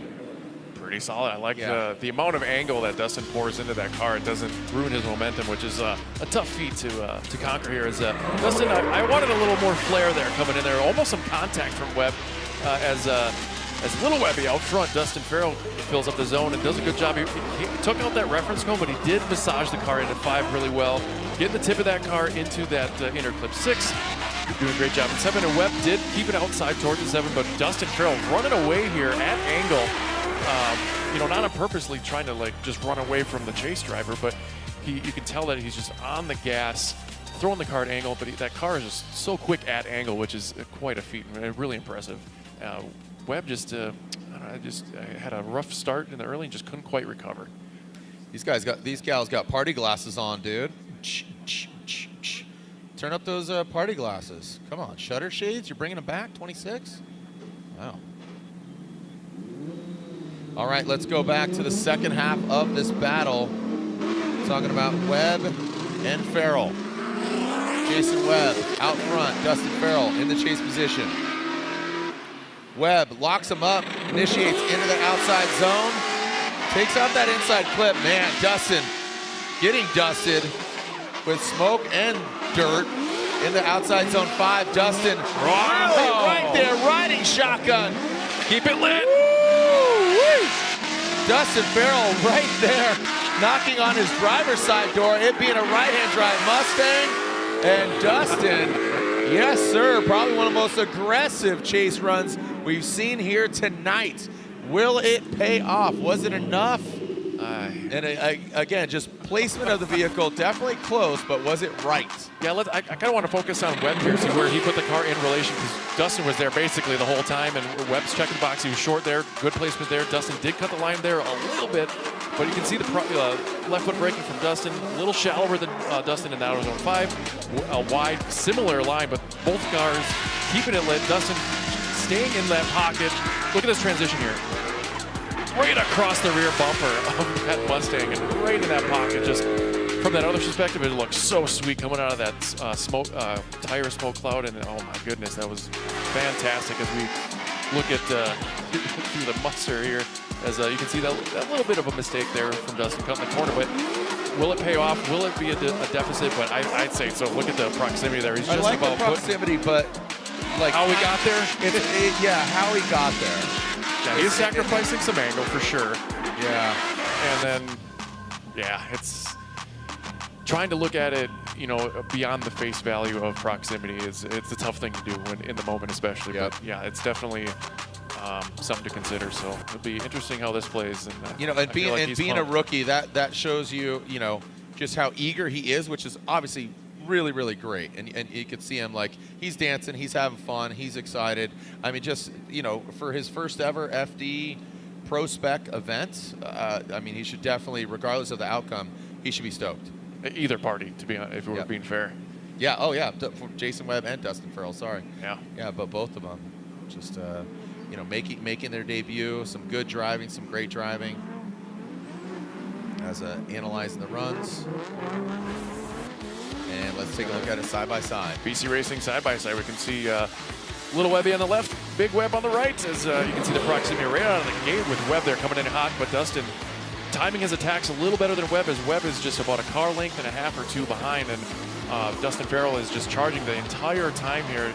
You can't really see these mistakes at face value. Like he's not making his line cuts in that chase position very obvious, but as we can look at it as many times as you want, but just at face value, he's definitely that chase is definitely dominant over Webb's chase. So let's see what happens. And here we go, split decision, and Jason Webb narrowly edges out Dustin Farrell. Split decision. So Vernon and Reese side with the South African driver, the Ford Mustang. Brian Eggert says Dustin Farrell, so a good hard-fought battle. But South Africa's own Jason Webb comes out on top. A great effort there by Dustin Farrell. Boys, go play Street Fighter 2 or Golden Tee over there for you, man. Got some cans in the hand, hanging out. just kicking it. Just a couple boys on a Friday night, crushing some brewskis, watching some drifting. Cheers, brother. All right, the Ineos Motor Oil Great 8, Sam Maghmoumi. His 5-year-old daughter says, Daddy, bring home a carbon trophy. Corey Talaska says, Dad, I'm going to bring home a trophy. Again, he got it done here last year, and we just go right into it. Corey Talaska and Maghmoumi, the battle of the E36 BMWs. Coming down, red or blue, red pill or blue pill, which one are you taking? Past that inside clip and into the 4 through 7, the treacherous territory. Talaska knows what it takes, and he steps up. Maghmoumi says he's just changing tire pressure, and right now looks like might need to change a little bit more. He's coming up short. The car's gripping up on the inside, and Talaska just a little looser to get it out to those outside zones. Yeah, you can tell just the proudness here of Talaska as Maghmoumi gives chase here.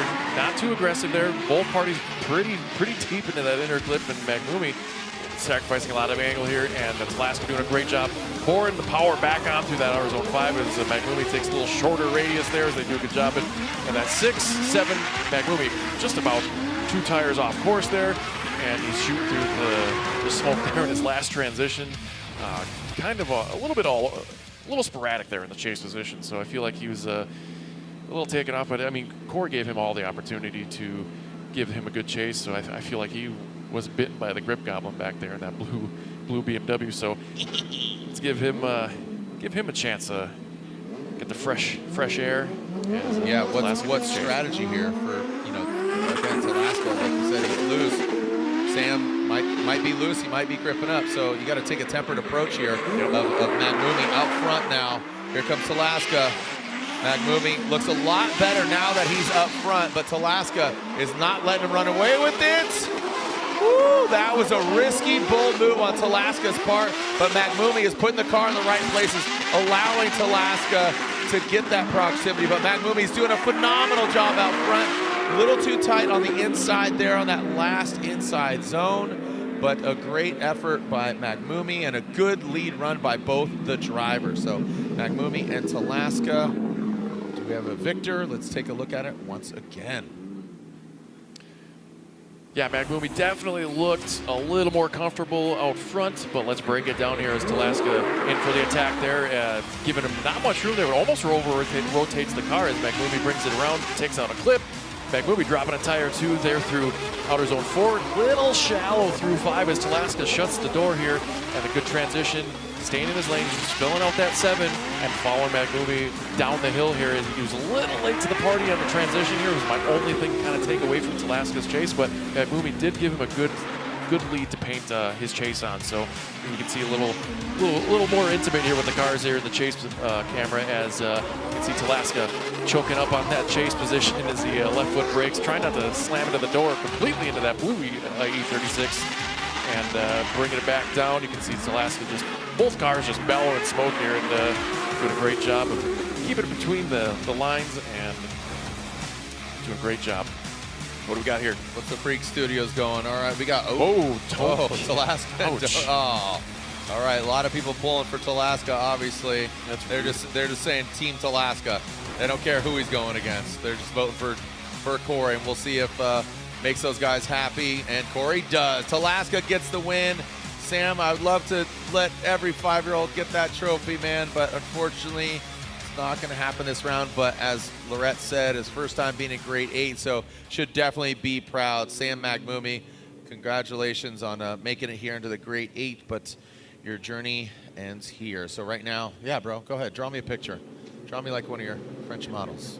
All right, here we go. So our final battle of the grade 8. So Brutskiy, Jason Webb, Corey Talaska, and Brutskiy is guaranteed a podium. He qualified #1, so even if he loses, he will get 3rd place. Brutskiy versus Webb.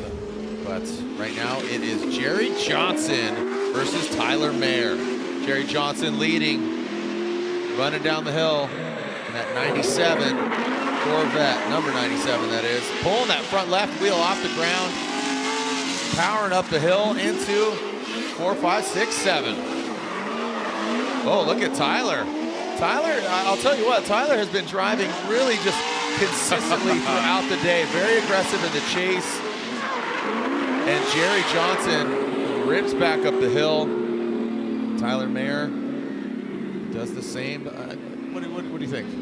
Yeah, I mean, Jerry did. I don't see anything really to take away from. We're whittling down the drivers here, so we're really going to scrutinize a little bit of the mistakes. But I'm really having a hard time finding anything here. I feel like he initiated a little early there. You can see the trending data is we're going shallow here, but also there. But Mayer is kind of adjusting for that. He's getting himself back in that pocket to not take the cone out.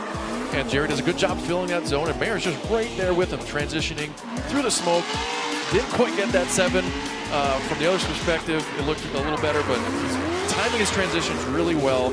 Especially that last one just really puts the cherry on the top in that chase position. If you can come around there on that last 8 inner zone and just come up on the bumper, it really, I mean, it gets me excited. And it just great stuff here. So Mayer's just been so good at just adapting. Yeah, for sure. It just seems to be what he's been really rising to the occasion at. So now he's out front. Clean air, Daddy, come on. As Jerry Johnson, he's going to really try to apply the pressure, force a mistake, but look at Tyler Mayer. He hits that inside zone perfectly. Little correction there. That might have thrown Jerry Johnson off, but look at Jerry goes way in on the inside. That is not going to fare well for Jerry, but Tyler Mayer, again, he has been really, really on it here this weekend, man. Tyler Mayer back up the hill, and Mayer with a great job in the lead position. Yep, he checked all those boxes twice and looked good doing it. I'll tell you that for free. Like he looks really comfortable in that car and drives it with intention. Yeah, excited. Like you said, I mean, here's Jerry. You know, shoot, 40 days you said to build that car. Yeah. I mean, when you got a good catalog from a lot of companies, like I said, so I didn't see Mayer was kind of absent of Outer Zone 1 there. So we got a little checkbox, I guess, not checked, as I unfortunately said, but Jerry kind of took the landscaping route there through that keyhole as he cheats his way into that proximity. And again here, cuts the corner, absent of 7, but Mayer really, after that, coming out of the keyhole, he's looking strong, drops a tire there. So there is a few things there. When we saw it live, it did look really well, but there is some things to take away. Jerry just took too many shortcuts, in my opinion, to gain that proximity. Yeah, it's, you know, I love Jerry, love his energy, but Absolutely. just, you know, as far as coming together right there, I just have to say Tyler Mayer, a little bit tighter and more clinical of a lead run. Yeah. And you know, I would say Tyler's chase run was fantastic, but Jerry had some mistakes too. Tight on some clips here and there. But Tyler, his capabilities of adapting is, I think, really, really admirable. And I think that's what really showed a little bit more dominance and just had a tidier lead run.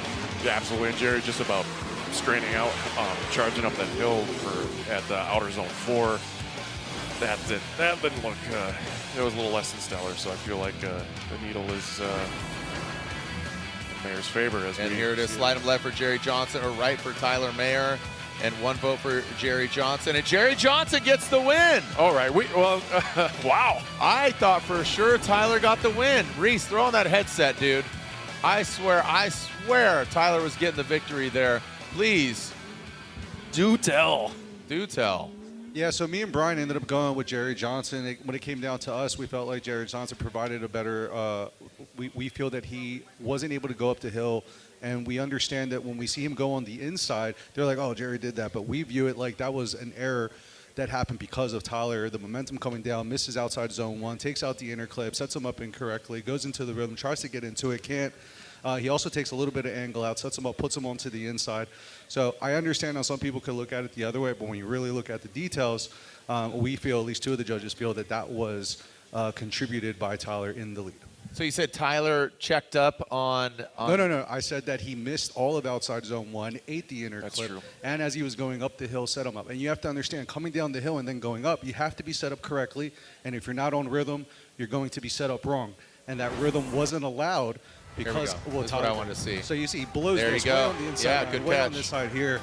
Hins on dip, comes up, gets on throttle, takes out a little bit of angle here, so it disrupts the Great entire catch. rhythm that he has right there. So I understand how some people can see that Jerry Johnson is way on the inside, and you would look at it like that might be an error on his, but 2 of the judges feel that that was a contribution due to what Tyler did in the lead going up the hill, which is a very crucial part in this battle. Yeah, great catch. I did not even see that first outside zone 1. I was looking at Jerry and on that replay. So great catch and great insight. Thank you, Reese. Thank you, Brian. And obviously, Jerry Johnson gets the win. All right, the Prove me people's wrong, champ. and you did. So Jerry Johnson gets the win in our 1, 2, and 3. So there it is. Again, Brutskiy, Webb, Talaska, and Jerry Johnson. There are your final 4. Congratulations to these drivers. And again, justified right there. You gotta love it. TireAgent.com, the official tire service provider of the ProSpec Championship Final 4. When we come back, don't go anywhere.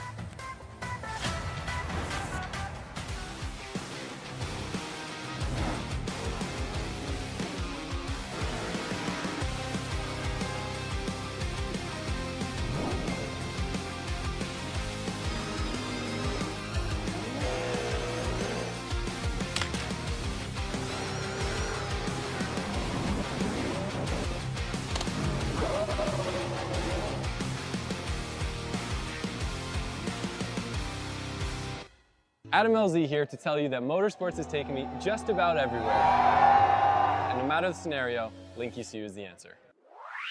The flexibility Link gives me for drifting,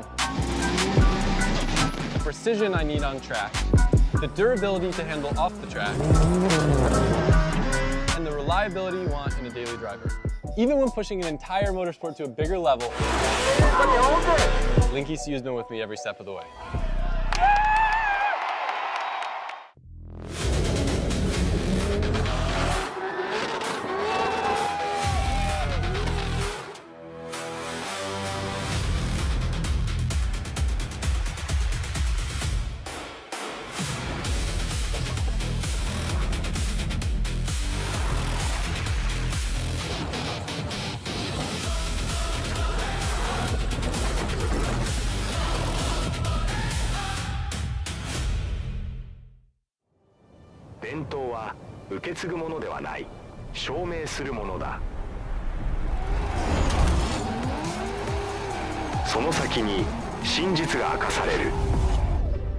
Legacy isn't where you come from, it's what you carry forward.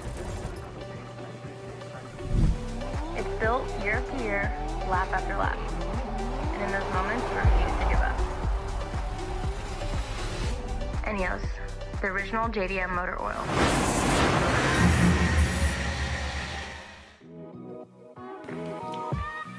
Welcome back. What a beautiful evening here at Road Atlanta. Again, we'll be here tomorrow. Same drift channel, same drift time. Talking about game day for round 2 of the Formula Drift Pro Championship. And that is going down live stream actually slightly later at 4:30 tomorrow. And then at 8 o'clock tomorrow night will be top 16. So 4:30, 8 o'clock. So please join us for the party that is round 2 of the Formula Drift Pro Championship. Excuse me. Little hiccup there. Welcome to the Talaska show. Obviously, Freak Studios is a fan of him. Yeah, he's got the matches Talaska's matches his roof. But right now, Jason Webb from Cape Town, South Africa. I know there are a ton of South Africans cheering him on. Let's see what time. What time is it in Cape Town? I believe it's now pretty decent time. But I know it was early in the morning now, but I believe everybody's waking up. But Cape Town, yeah. Oh, 4 a.m. Yeah, I mean, so no, some early birds. Some are up, but 4 a.m. as South Africa cheering on Jason Webb. How we doing? And again, going against Dmitriy Brutskiy. This is a good battle. This is a gentleman that knows this course. He knows his car. Obviously, Webb does as well. You know, Dmitry's got his son in his ear. He knows how to drive. And then Jason Webb, he's got JTP, Justin Pollock. He knows a thing or two, obviously, about drifting, a former Formula Drift competitor. Is that Hotline Green? I feel like it's Hotline Green, maybe. Almost like the old FC. What is it? Is it Hotline Green? It's pretty darn close, man. Throw some TEs on that thing, baby. Got some gram lights on it, though. Here we go. All right, throwing it down the hill, Dmitriy Brutskiy. Never settle into that outside zone. Past that inside clip. Ooh, Webb gets lost in the smoke a little bit on that inside zone, too. Brutskiy powers up the hill. It's a must-win for a podium for Webb. In the keyhole, transitioning back. You can see him diving on the inside. That's not where you want to be, but he keeps that good proximity, and Webb. Oh, that might be right before the finish there, Jared. Yeah, unfortunately. Did Brutskiy go off as well? No, he kept it on. Yeah, Webb was in the wrong position for sure. Yeah, it kind of seemed like he was just almost overdriving the thing the entire time to keep up with Brutskiy. But let's break it down here as Brutskiy fires off from left to right, getting that out. There's a one-fill in it. Webb a few car lengths behind and almost overshoots it into there. He stays it out of the beach, but gets into the rumble strips there as Brutskiy is just, doing his thing out front as he's checking all the boxes, and Jason Webb is trying his best to get back in that pocket, if at all. And you can see here the transition was a little late, and 1, 2, yeah, that's 4 right before the finish. I feel like the judges would agree. We can maybe check out the Wally as super confirmation of that incomplete or not. So we're going to re-rack and stack them. Webb's going to get that clean air in that Mustang. He's got all the air with that thing being a convertible. Brutskiy's going to give chase.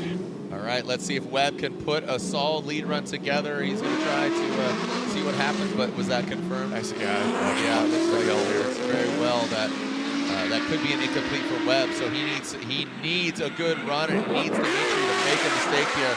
Webb turns on the smoke machine, comes back up the hill. Brutskiy, he just tucks in nicely, and you got to think, without even knowing that it's an incomplete, right? Brutskiy still banging doors. Oh no!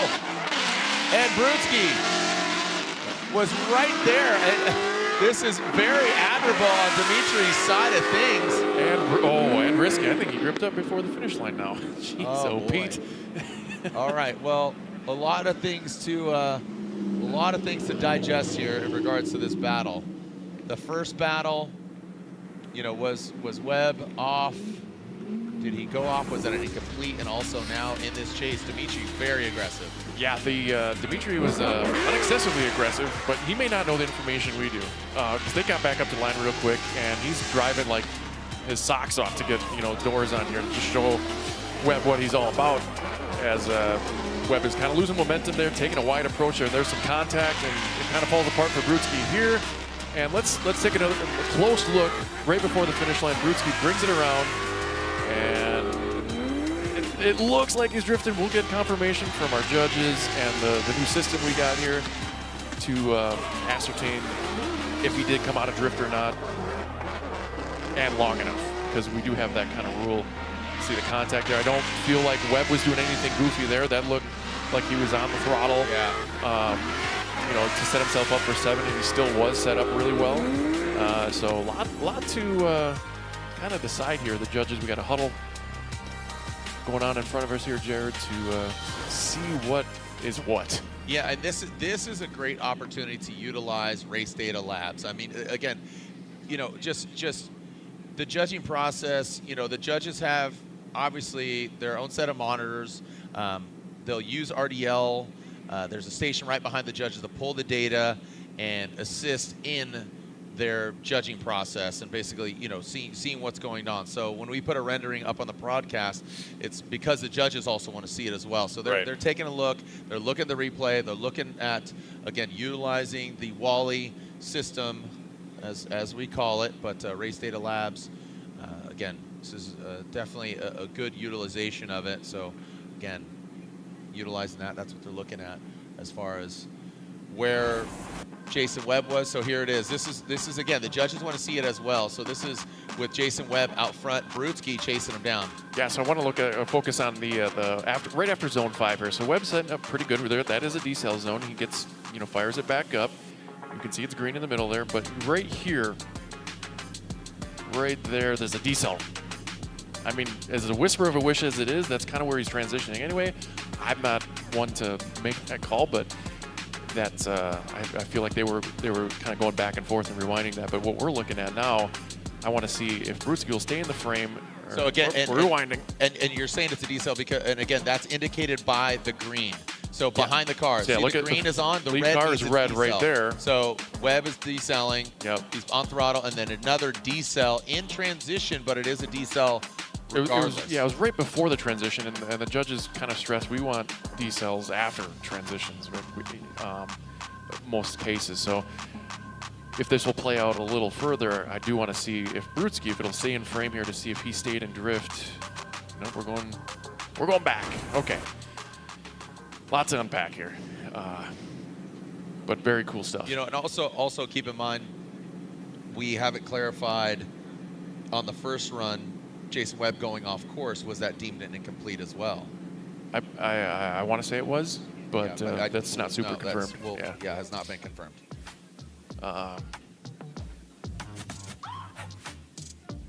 Where are we at in the world here? That looks like Brutskiy's leading. That was Brutskiy's lead run. That's Jason Webb in the chase position. Is that the, okay, so is that the finish? Because the finish line is right at the, where is that? Yeah. So that looks That's the finish line. We see the wall up on the top of the screen there. So we're looking for 3 tires off. And that finish line is right at the end of outer zone 1. And that, well, no, they're looking at, did Dmitriy go off? Yeah, that's what I'm talking about. Yeah. So that's the finish. I mean, yeah. Where's the finish line at? I think it's at the end of outer zone 1. But there's no line there. But right by that right front wheel. Yep, there it is. That was like I said. You were right. Good on you. I was like, I think Dmitriy led him off. We were focused on Webb, but yeah. But in the actual live run, Dmitriy was out of camera shot, so Dmitriy led him off. Jason followed him, and they both kind of went off. So in that case, the lead driver, you know, the chase driver was kind of doing his responsibility of following him into the woods, so to speak. All right. Well, I'm seeing Reese putting headsets on, and this is a great utilization of Race Data Labs, and this is a great tool in their toolbox here in the Tire Agent Final Four. Slide them left for Brutskiy, right for Jason Webb one more time, and Jason Webb gets the win. Jason Webb is going to the finals from South Africa, Cape Town to be exact, to getting a podium on his first Formula Drift round of competition. The emotions have to be high in that convertible Ford Mustang. Reese, going to you. Again, great utilization of Wally and Race Data Labs. Yeah, so as we were looking through the first half of the battle, what we noticed is that at the end of the course, you can see Dmitriy goes off course there, and we feel that led Webb off course. So that's the first half. Now, when we go into the second half of the battle, we do notice that we see Webb in the lead, goes through, comes into 4, goes into 5. As he's coming out to 5 and he gets to the inner clip, we do see that there is a little bit of a contact there, so we want to get some clarification on that. Turns out Webb actually had a little bit of a decel there that actually induced that contact. All right. Then the transition happened. We see Dmitriy did go 2 tires off when it goes into the no-go zone. But when we take the whole battle into consideration, the biggest thing here was that Webb was let off. That caused the 0, causing going off track. So in that case, Webb is going to take the win here. Okay, so again, not the most clinical runs, you know, as far as both the drivers go. But so the incomplete is the big elephant in the room for you guys. Yes, absolutely. And we were just taking our time to look to see if there was anything else that would either overpower that or anything like that at all. But after we looked through the data and just wanted to verify, leading them off into the track was the ultimate definitive factor there. All right, well, look at that. History is made for the South African. Congratulations to Jason Webb. He is he's guaranteed a podium. First or second, that is TBD. Brutskiy will get third place. So Talaska versus Jerry Johnson. Here we go, Talaska. He won here last year. Can he do it again? Jerry Johnson slides right into the pocket, the smoke-filled pocket in that Fuel Lab BMW, heads up the hill. Jerry Johnson surges an attack up the hill, punts that cone out of the way. Talaska, a wide swing. Seemed like he's a little scared of Jerry. He's like, I'm staying away from you, man. Cat Daddy's scary. Yeah, Cat Daddy. He might have cat scratch fever here. Coming back across the finish line is Talaska and Johnson. That was just a quick start there. Look at the team going, all right, run what you brung. Look at Johnson's team stash over here. And Talaska's team looking on. Who is going against Jason got a 5 Webb out of in the finals? Jerry's calling for a 5 here. He's got his hand out, Jared. Oh, man. Just high five or just really hanging out? No, definitely not. When it's out that long, it's more than a wave. Yeah. But yeah, that was good stuff by both parties. I feel Talaska just Jerry really did a good job of adapting, going from 4 to 5. Talaska came up short there and really chewed on him there in that chase position and stayed in the pocket the entire way. It was just good, calculated aggression from Jerry. And Talaska did a great job, painting the picture. Talaska had a pretty good lead run, but again, thank you so much. As it's a great job there. Look at that, the headlights coming out there as Johnson bettering the angle of Talaska there, but it does kind of pay off as he makes up some ground here, heading into outer zone 4, and he does cheat that angle a lot, which he kind of did last battle, but it stayed true here as Talaska was way wide in that inner 6 as we get through 7. Jerry staying in that pocket right where he needed through 7, getting through the last place here in 8. Great job by both parties. So maybe a little, Jerry called a 5, remember, so we're gonna see, hopefully we got boots on the ground and we got reconnaissance to see Jerry, what's up. He's calling a comp timeout to do, is he? Yeah. Is he doing the Superman? Right? Is that what's going on here? Jerry Johnson stepping outside of his car, hood is off. I would advise him to stay in there just in case. Yeah, Lorette, you got Jerry. He's dancing. Did he call a comp timeout to get it? I know, dancing, doing pirouettes. Why did you call it 5? I heard the engine, but what's the reason behind it? So the throttle was getting sticky, so it was sticking at like 5,000 RPM, which is not ideal when you're trying to not floor it. Corvettes like to naturally just floor it all the time, and we gotta dial them back a little bit. Okay. Did the team just accomplish that? I don't know. Are we good? Yeah, we're good. It's good. Okay, he's getting back in the car. I don't know if he's gonna fancy footstep his way back in there, but Jerry getting into the car. The clock is running. And there are 2 to 3 minutes. Thank you, Kevin Wells. 3 minutes left. So he can just take a deep breath and get ready. I don't think he takes deep breaths. No. I think he just... I don't think so. Yeah, I think he just cackles and giggles throughout the day. All right, well, Jerry Johnson back behind the wheel of the mean Corvette. Just what an anomaly this gentleman is. Now there's going to be a baby Jerry running around soon. Snacks and little bite-sized snack. A little Johnson. Maybe that wasn't. Yeah, ready. maybe it wasn't exactly fixed, but he still has time. We'll see. So Wind it up. There we go. All right, Johnson gonna flick this thing around. All right, we're good. Strapped and ready to wrap. All right, Jerry Johnson, Corey Talaska, the second half of this battle, the winner to go against Jason Webb. Like I said, Dmitriy Brutskiy, third place. He's on the box, that final podium spot. What a way to open the season for PROSPEC, Jerry. Great PROSPEC. Again, just getting it refined more and more down to where we're at. So we'll scrub these tires real quick, get them back on the line. Again, we're back here tomorrow. 4:30, we'll be back here. As excited for round 2 of the Pro Championship. 4:30 is when our live stream is on. 8 o'clock for our top 16. Oh man, purging that nitrous. I'm just like, so excited, Jerry. I think my feet are sweating. It's so weird. Like, I'm actually more pumped that it was just like a throttle cable thing or whatever was going on. I don't know if it's drive-by-wire, but it's this is going to be a barn burner. It's just such a great attitude that Jerry Johnson has. It is a nice, refreshing take on golly gee, we're having a good time. We're putting car siders, putting smiles on faces, and in a wacky, wild world right now, sometimes you just need a little Jerry Johnson in your life to cheer you up. And we'll see if he cheers himself up here. Going into that first and second inside zone. There it is. Ooh, Corey Talaska on the wrong side of it. Jerry Johnson moving up. Talaska way in on the inside as Jerry Johnson seems like the throttle ain't stuck right now, or maybe it's stuck to the floor. Johnson a few clips away from a great run up front. Talaska a little trepidatious there and a little violent, but look at this. Talaska, little hush falls over the crowd at Talaska's pit. But let's analyze both the runs and who is going against Cape Town, South Africa's own Jason Webb, Talaska or Johnson.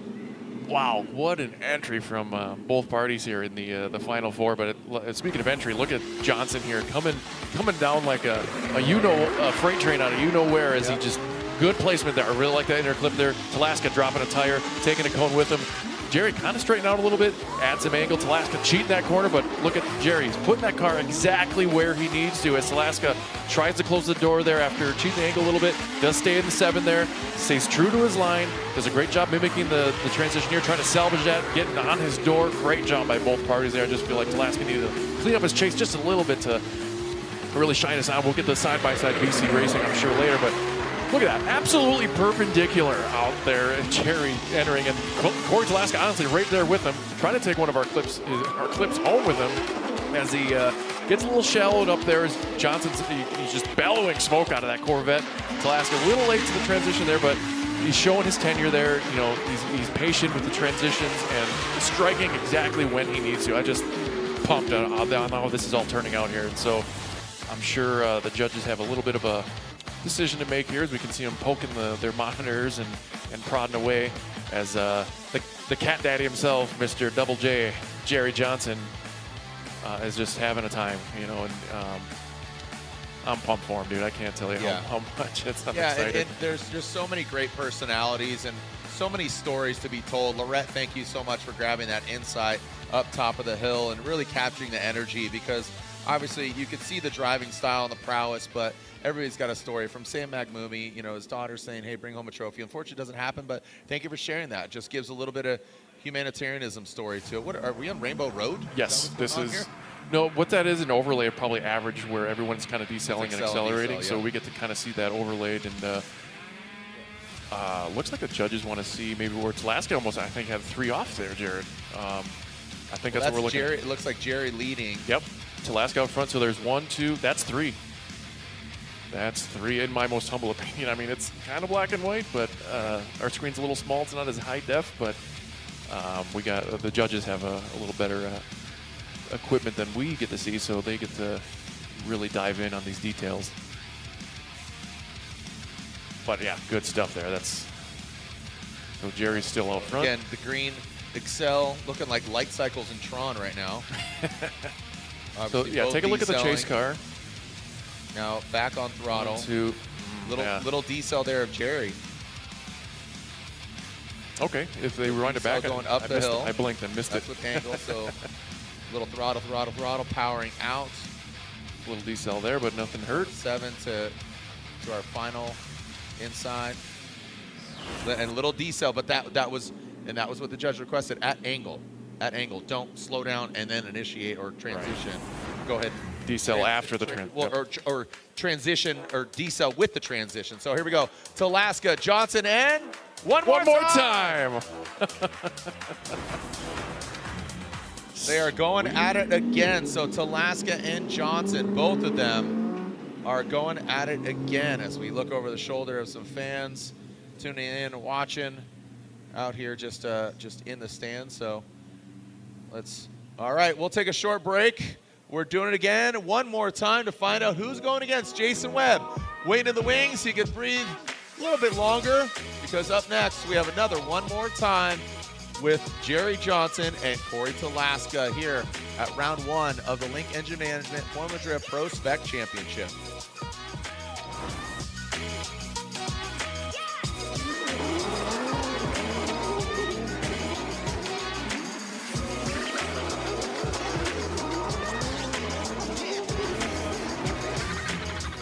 Adam LZ here to tell you that Motorsports has taken me just about everywhere. And no matter the scenario, Link ECU is the answer. The flexibility Link gives me for drifting, the precision I need on track, the durability to handle off the track,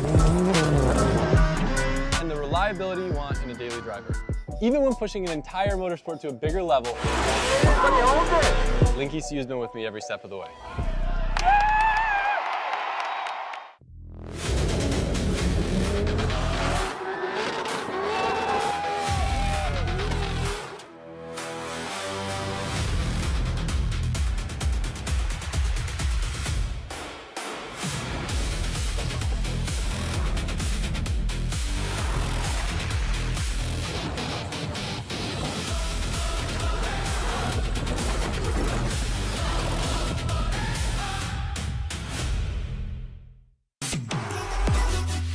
BC Forged Wheels, custom built per order, offering extensive design, finish, and machining options. Strength, style, and precision come standard. Track proven, street ready. BC Forged, proud sponsor of Formula Drift 2026.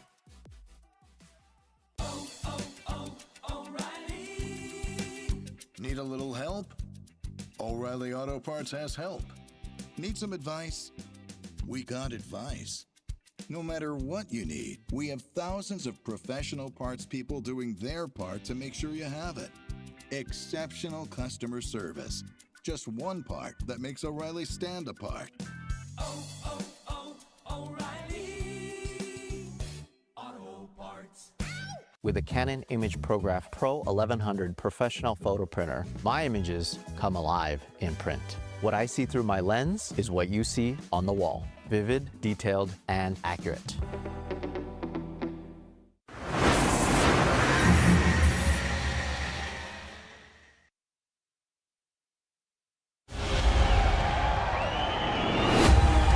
Wow, I don't know, I'm lost for words. Huge thanks to the RTR team, Pennzoil Ultra Platinum, my family that are watching at home. I wish you were all here. I wasn't expecting it this weekend, you know? Wow, yeah, this is a lot, but thank you all. James Dean, he does have another battle in the finals. Matt Field, the Beast from the Bay, versus your official 2025 and 5-time Formula Drift champion, James the Machine Dean. Let's send it for the final time here in Utah. Your 2025 and 5-time Formula Drift champion, trying to sweeten the deal with a victory here in Utah. It's just a dream. It's a dream come true. I dedicated my entire life to this sport, and I'm very, very lucky to be driving with such an amazing team. Matt Field would love to get the win and advance above Adam LZ and Frederick Osbo going into the final round, but James Dean, once again, dominant in the 2025 season. Man, clinical, the doctor, the machine. Your winner, round 7 of that championship, is unanimously James the Machine Dean is your winner and champion. Young me would have never believed that I was capable of this. So for anyone watching, that you have dreams, just chase them, because if you're passionate enough and you work hard enough, anything is possible. James the Machine Dean! This is amazing, and can't wait for Long Beach. We're going to enjoy it.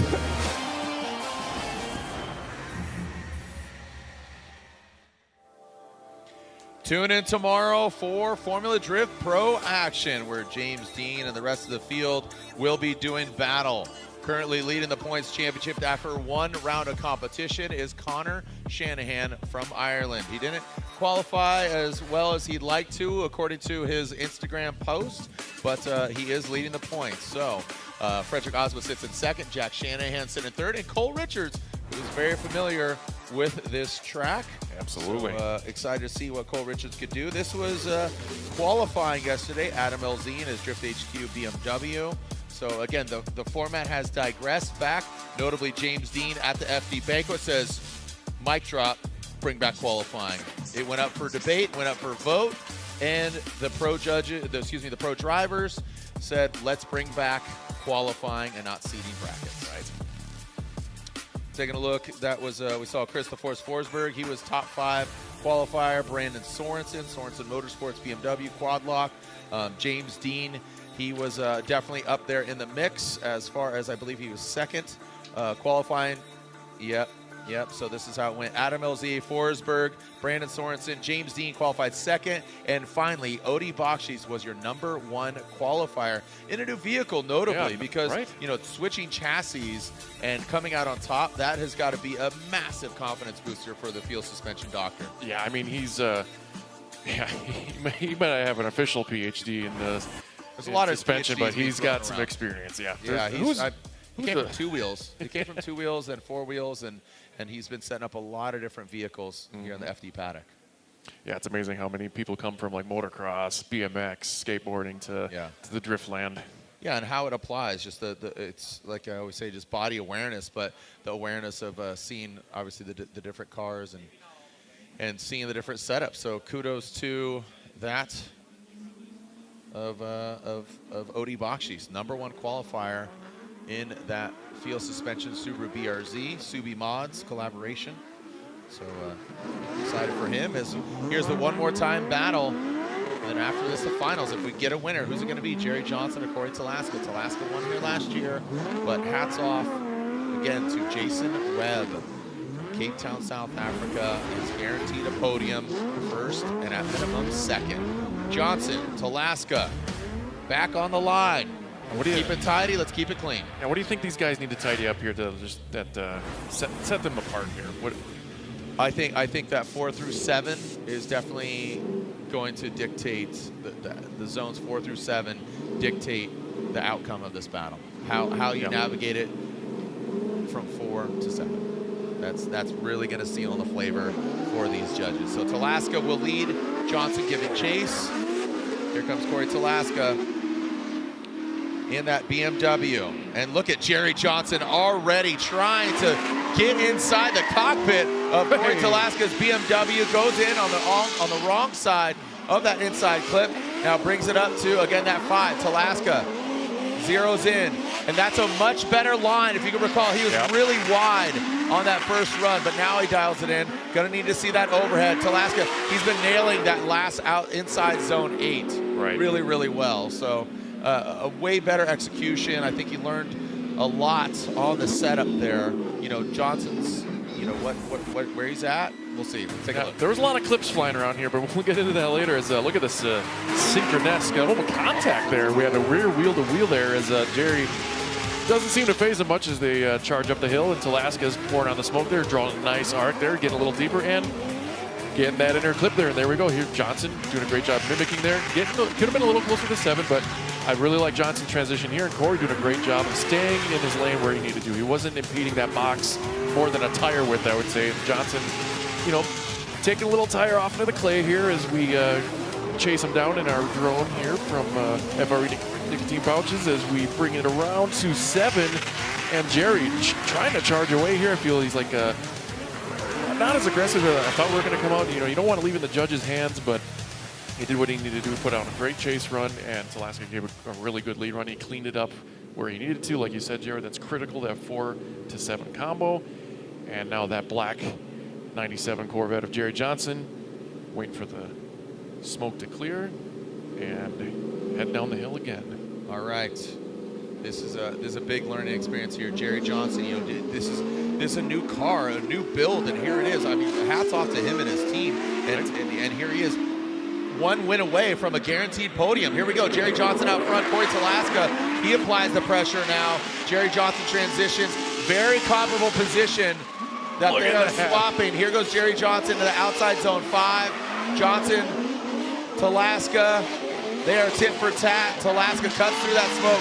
A lot shallower line from Talaska. A little tapping of the brakes there from Johnson and bringing on home. Wow. Johnson, little tighter in the wrong side of that last inside zone for Johnson. That's where he led Talaska. But they almost had similar inside zone threes when they both center punched that cone. But I want to see this overhead.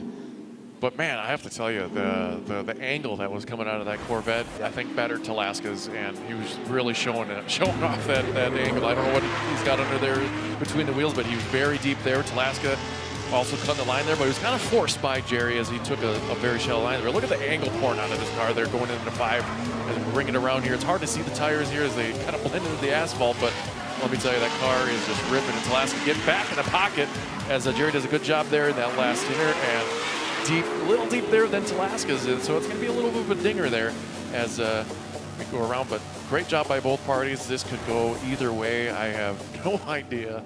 Nothing but love. Nothing but absolutely. love right there. Respect, and that's what you really admire in competitors. Like I said, MMA. You touch gloves, you throw down, and ideally at the end of it, 2 gladiators going in, and there's got to be one winner, and of course there is one loser. So, you know, hats off to them for a great sportsmanship moment right there. Slide on the left for Talaska, right for Johnson. Talaska gets 1 vote, 2 votes, and 3 votes. Corey Talaska gets the win. And I got to say, looking at the overhead, Talaska placed the car in the right spots. Jerry Johnson, hats off to you. Can't wait to see you in Stafford, Connecticut. But Talaska was, like, his placement on all of the clips, I would say, outside of the 8, that was it was just really well done. It was just way tighter. It was more clinical. Was less chaotic. I mean, obviously loved Jerry Johnson's speed, but he was on the wrong side of inside zone 2, 3, and he shallowed up, threw off Talaska. So as our crowd here saying, which one, Talaska or Webb? Here we go. They say Talaska over anybody. So yeah, let's look at the Excel and decel utilizing Wallies. Yeah, you can see how far Jerry encroached on there. He was just on that, like you said, the opposite side there, and dropping a few tires here and there. I did like that aggression though, but style isn't going to always win it. You need to put the car in the right place first and almost foremost. As Talaska did a great job of adapting to that, despite kind of being on the wrong side of the lane here. And not so much an infraction there, but you can also see it there. That might have been just, if he had that car just offset just a little bit, that might have been it for Talaska. But he's moving on, and our final battle is Jason Webb from South Africa, of all places, going against Corey Talaska. Talaska from your home state, Wisconsin. It is. He's from Wisco, baby. Yeah, so you know Jason Webb versus Corey Talaska in the finals. Making history here, Jason Webb. I believe he'd be our first South African to win an event. I know we've had competitors from South Africa before, but might be our first podium finisher and definitely our first winner overall. We'll have to pull that up and make sure. But I know I got a lot of homies DM me last night saying, dude, we're cheering them on over here in SA, man. Awesome. Absolutely. So it's 4 a.m. So wake up the neighbors. Jason Webb, Corey Talaska, America versus South Africa, but everybody wins at Formula Drift. The finals are upon us when we come back to Road Atlanta for round 1 of the Link Engine Management ProSpec Championship. Don't go anywhere.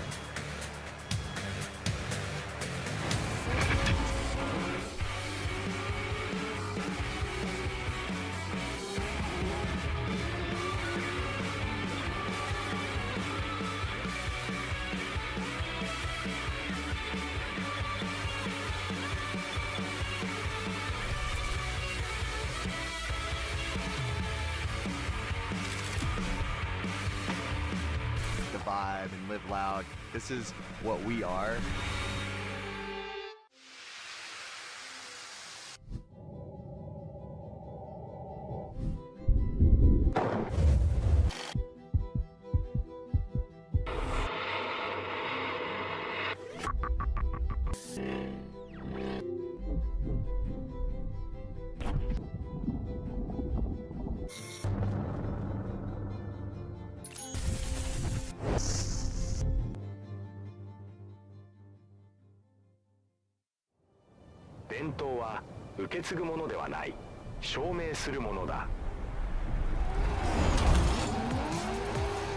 その先に真実が明かされる。 Legacy isn't where you come from, it's what you carry forward. It's built year after year, lap after lap. And in those moments, you refuse to give up. Enios, the original JDM motor oil.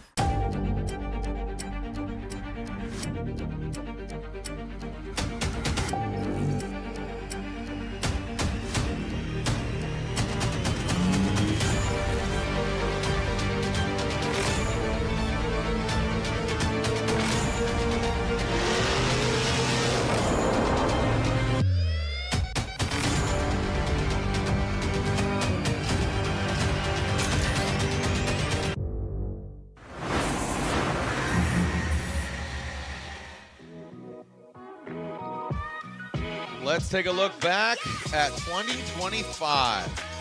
We obviously kick every year off on the streets of Long Beach. We did that just a few weeks ago where Connor Shanahan came out on top, but last year it was all Frederick Osbo.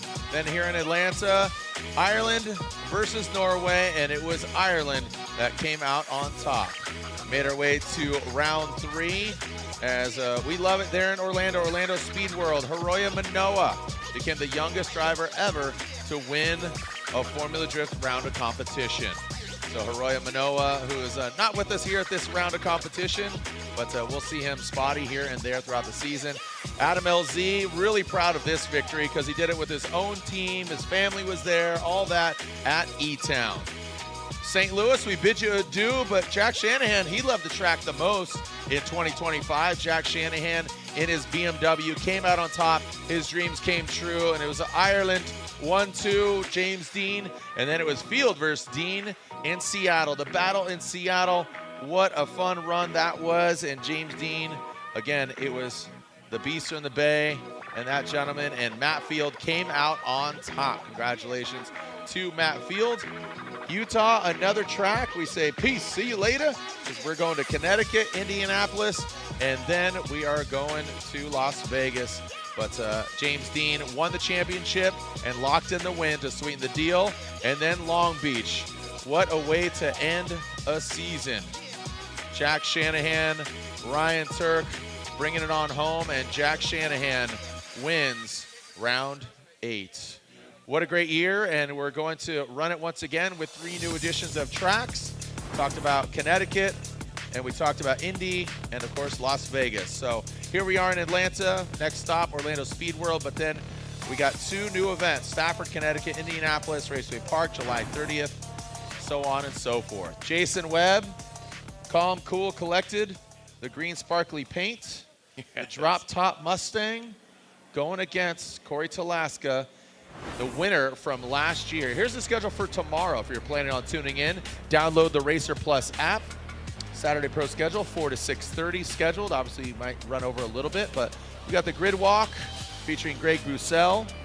Jacob Gettins will be joining me here in the booth. Lorette Nickel still down there in the hot pits. Mr. Matt Sopel will be up on the start line. But our top event, again, that'll be all going down. So again, top 16 later in the evening. So again, download that Racer Plus app. We got 6:45 p.m. K&N, myself and Chris Forsberg come win a 1-of-1 Viper chair. I know Sim Magic has an autograph signing at 1:30, and at 1 o'clock there will be a BC Racing custom coilover autograph signing. Go pick up a Formula Drift poster. But as a couple drivers, Corey Talaska, what a ledge. Can he go back-to-back here in Atlanta? And Jason Webb, his debut, his maiden voyage. He is on the box. Yep, no doubt. South Africa, fly the flag high, baby. Cheering on Jason Webb in his non-stop tuning Ford Mustang. Justin Pollock, JTP in his ear. Talaska warming up the tires, the GT radials getting hot, the Link engine management systems being utilized.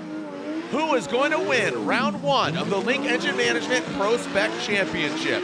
Talaska knows what it takes. Jason Webb, all new to him. But guess what?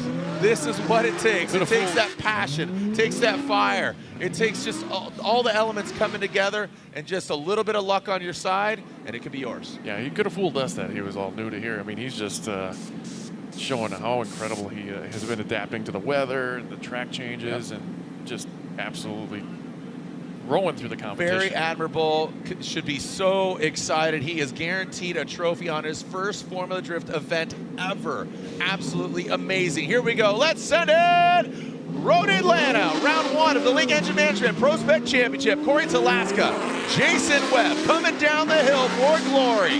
Talaska leads. Webb chasing him down, initiating into that first outside zone, going to the second inside zone, now into the third. Both pretty clinical. Webb giving himself maybe too much room. Talaska throwing some more angle at it. Into outside zone 5, through the keyhole. About to exit the horseshoe. Talaska filling that zone on the ground. Webb tightens it up a little bit. They're trying to gain some ground and wrap it around that final inside zone. Talaska and Webb. So Talaska, pretty clinical, knew exactly what he knew. I felt like he grabbed another gear, he tuned that thing up. This is it, going down in a blaze of glory like Bon Jovi. Well, hopefully there's no flames in our near future here, Jared, but like you said, great job here. Webb really aggressive at the start. Talaska putting the car a little deeper in that clip as we don't like to see, and he was improved on that in the second one. Webb pulling a little angle out of the car, trying to get that proximity, but just couldn't get on that door of Talaska, as he does a great job putting it in there. Going into 7, handed it to Webb. He stays in that lane, but it doesn't do him any justice, as he's about a few car lengths behind, doing all he can to stay in his lane and do his responsibility as a chase driver, while Talaska is just putting down an absolute clinic. Yeah, this is what I was talking about. He knows how to get it done, and he talked about it. Winning 32 is that ceremonial shower, cleanse the stress, but now Jason Webb, I'm sure he's excited, he's feeling the flow, but regardless, here we go, sending it for the last time, or will it? Yeah. Is it going to be a one more time? We saw it there against Talaska and Johnson, but Jason Webb from South Africa is going to be on the box on his first ever FD event. Initiating that first outside zone, Corey Talaska is going to try to apply the pressure and just getting bathed in the smoke. Talaska on the wrong side of the inside clip. Webb found a little special sauce coming into outside zone 5. Talaska coming in on the inside. He shortens it up. He compromises that depth and that line in order to get that proximity. Is that the right strategy to take? Talaska on the wrong side. Talaska, he is all over the track in that chase position. Well, because Webb was kind of all over the place, if we're being honest. He was the 7, he was on the wrong side, and he even dipped a couple tires on the opposite side of that rumble strip. We'll get that truth serum out here, and we'll even if we get the robot truth, what would you call that? The truth serum and the truth. Which one? You said there's a serum in this. Anyway, I don't know. Whatever. One of them telling the truth. It's another Jaredism, but as we look at the Webb, aggressive, absolutely perpendicular, but a little too deep in that clip. And you can see, I just love the angle here. I wish it paid off a little bit more for him, because look at here, outer zone 5 comes up a little short. That would have been just the chef's kiss if he could have pulled that off. You can hear he's just getting that coyote wound up, and here it was. Outside Talaska leading, followed him into the rhubarbs there, as he's just kind of rhubarbs. Yeah, as he was not where he could be. I think Webb was getting excited. He was getting overzealous. I mean, I was pumped. He was getting. I think Webb was getting just overzealous. He knew. He's like, I got to throw it all out there. I'm sure his spotter's like, give it the beans, dude. And Justin Pollock. Yep, never lift. Non-stop tuning. Yeah, I mean. So, Corey knows what it takes, dude. Yeah. Hats off to both these drivers. I believe we do have a winner. Bring them on down here. A great way to start the Formula Drift ProSpec Championship. It just the crescendo, rising to the finals.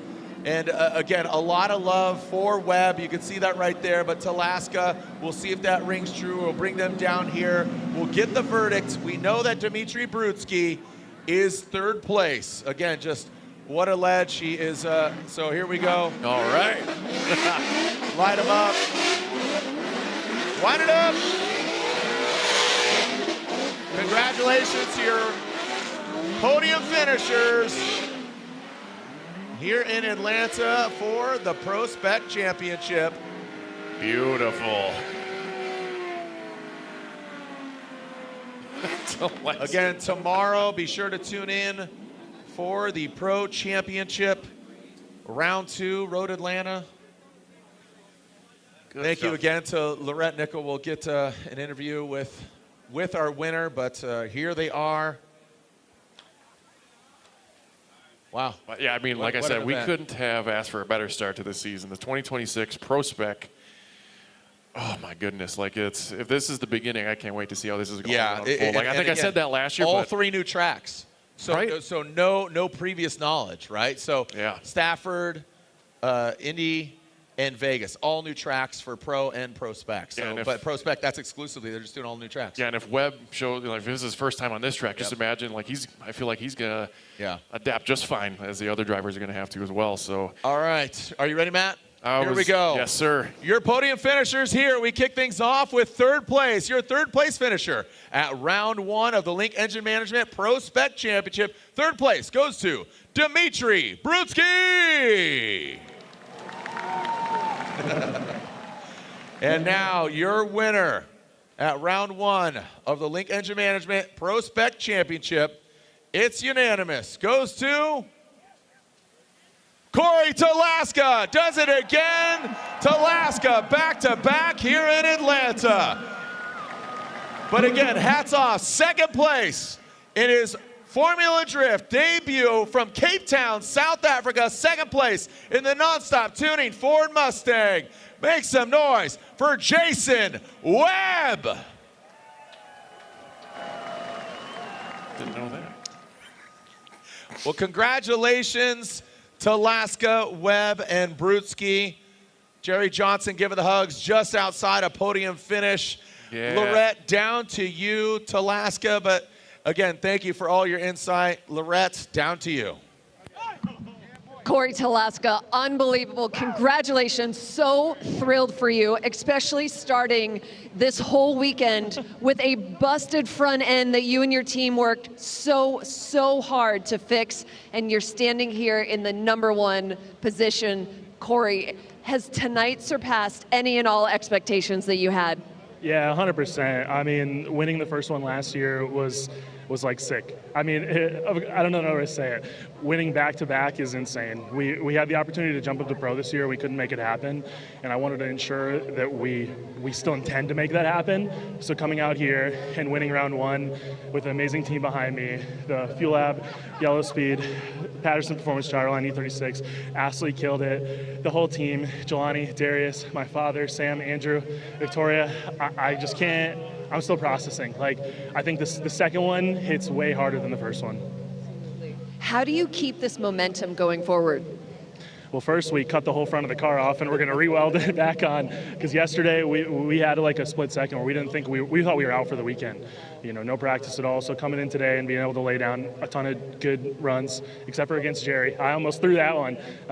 We keep the momentum by making sure the car's good, get as much testing as possible, and keeping the team fed. You know, they're fed, car's fast. We're going to keep that going. Ladies and gentlemen, your winner, Road Atlanta, Corey Talaska. And before we go anywhere, I want to come on over to Jason Webb. Jason Webb, this man from South Africa to Canada, a 3 or 4 day road trip, 3,000 miles to get here. Your dad flew in from South Africa, drove with you. He's not going to do that again. He's flying to every event from this point forward. How do you even put this weekend into words? It's so hard. The amount of time and effort and sweat and tears that's gone into this car over the last couple months, and the help I've got along the way from all the guys back at Vex Performance, who's helped me out tremendously with everything. JTP with his knowledge of running his suspension and just giving me pointers on how to build the car, get it ready for ProSpec. And a huge shout out to everyone back home who's supporting me, staying up late. It's amazing. Yeah, we gave ourselves little small targets this weekend, and definitely getting here. It was the ultimate goal, but it was a little far-fetched, but we got here in the end, which is amazing. And yeah, I'm super stoked to be here. And what are the emotions like in this moment? It's hard to put it into emotion. Like I'm at a point of just breaking down and crying out, holding it together. I'll probably later on in the pits area, I'll have a little bit of a cry, but yeah, right now it's just holding it together and just trying to take this all in. I've watched FD for the last 16 years of when I started driving, and Road Atlanta is just one of those events, and now I get to stand up top here doing the interview. It's just hard work and dedication is all you need to get to this point and have a good people around you. So yeah, I'm so stoked to be out here. We're so stoked that you're out here too, and we think big things are coming from Jason Webb. Thank you so much for being here. And Dmitry, I don't want to leave you out. Happy birthday again, Vita. Dmitry, you almost didn't think that you were going to make it either. Yeah, I know, so I can't complain. I'm here on the podium starting with the carbon fiber trophy, so yeah, we had a lot going on in the halftime break because my clutch went out. Started going out in the practice, like I said, and then we somehow drove through top 32. We went and started putting new clutch in. Didn't work. I went out grid life to test it out, 2 laps. Didn't work. We ran back into the trailer and used our spare used clutch. And when we were putting it all together, it didn't align. We started cranking it together, broke the block. Piece of block just flew out, so we're like, oh no, stop. Pulled everything out, realigned everything, put it all back together, and I'm like, my hands are still greasy, and I pulled up to the opening ceremony, barely made it, and here we are on the podium. Definitely bummed I made that mistake in the last zone because I had such a perfect lead, and I wanted to finish it perfect, so I pulled a handbrake to go wider in that inside clip and just got on a slippery line, went 4 wheels off. But like I said, until then, some calls I felt like were pretty close, and we got lucky, and here went the other direction. So it is what it is. We're good. Well, you're on the podium, a lot of momentum to build from. Jared, Matt, what an absolutely phenomenal, incredible night. The driving was insane. I cannot wait to see how the rest of the season unfolds, and great job, you two. Thank you so much for everything. Oh, thank you, Lorette. And again, asking those pressing questions, but also just having fun and also really highlighting the hard work. It goes into every vehicle, every team, every story, right, Matt? So many hours involved, you know, throughout the whole grid. So, like Lorette said, I can't wait to see how this season unfolds. I know I said that last year about 40 times, but this is going to go really wild. So, thank you, Lorette. Thank you, Matt Sopa. And thank you to the drivers, the teams, the crew, and you, the fans. Tune in tomorrow for round 2 of the Formula Drift Pro Championship at the one, the only Road Atlanta. We'll see you online, and we'll see you another time. Send it, Formula Drift Nation!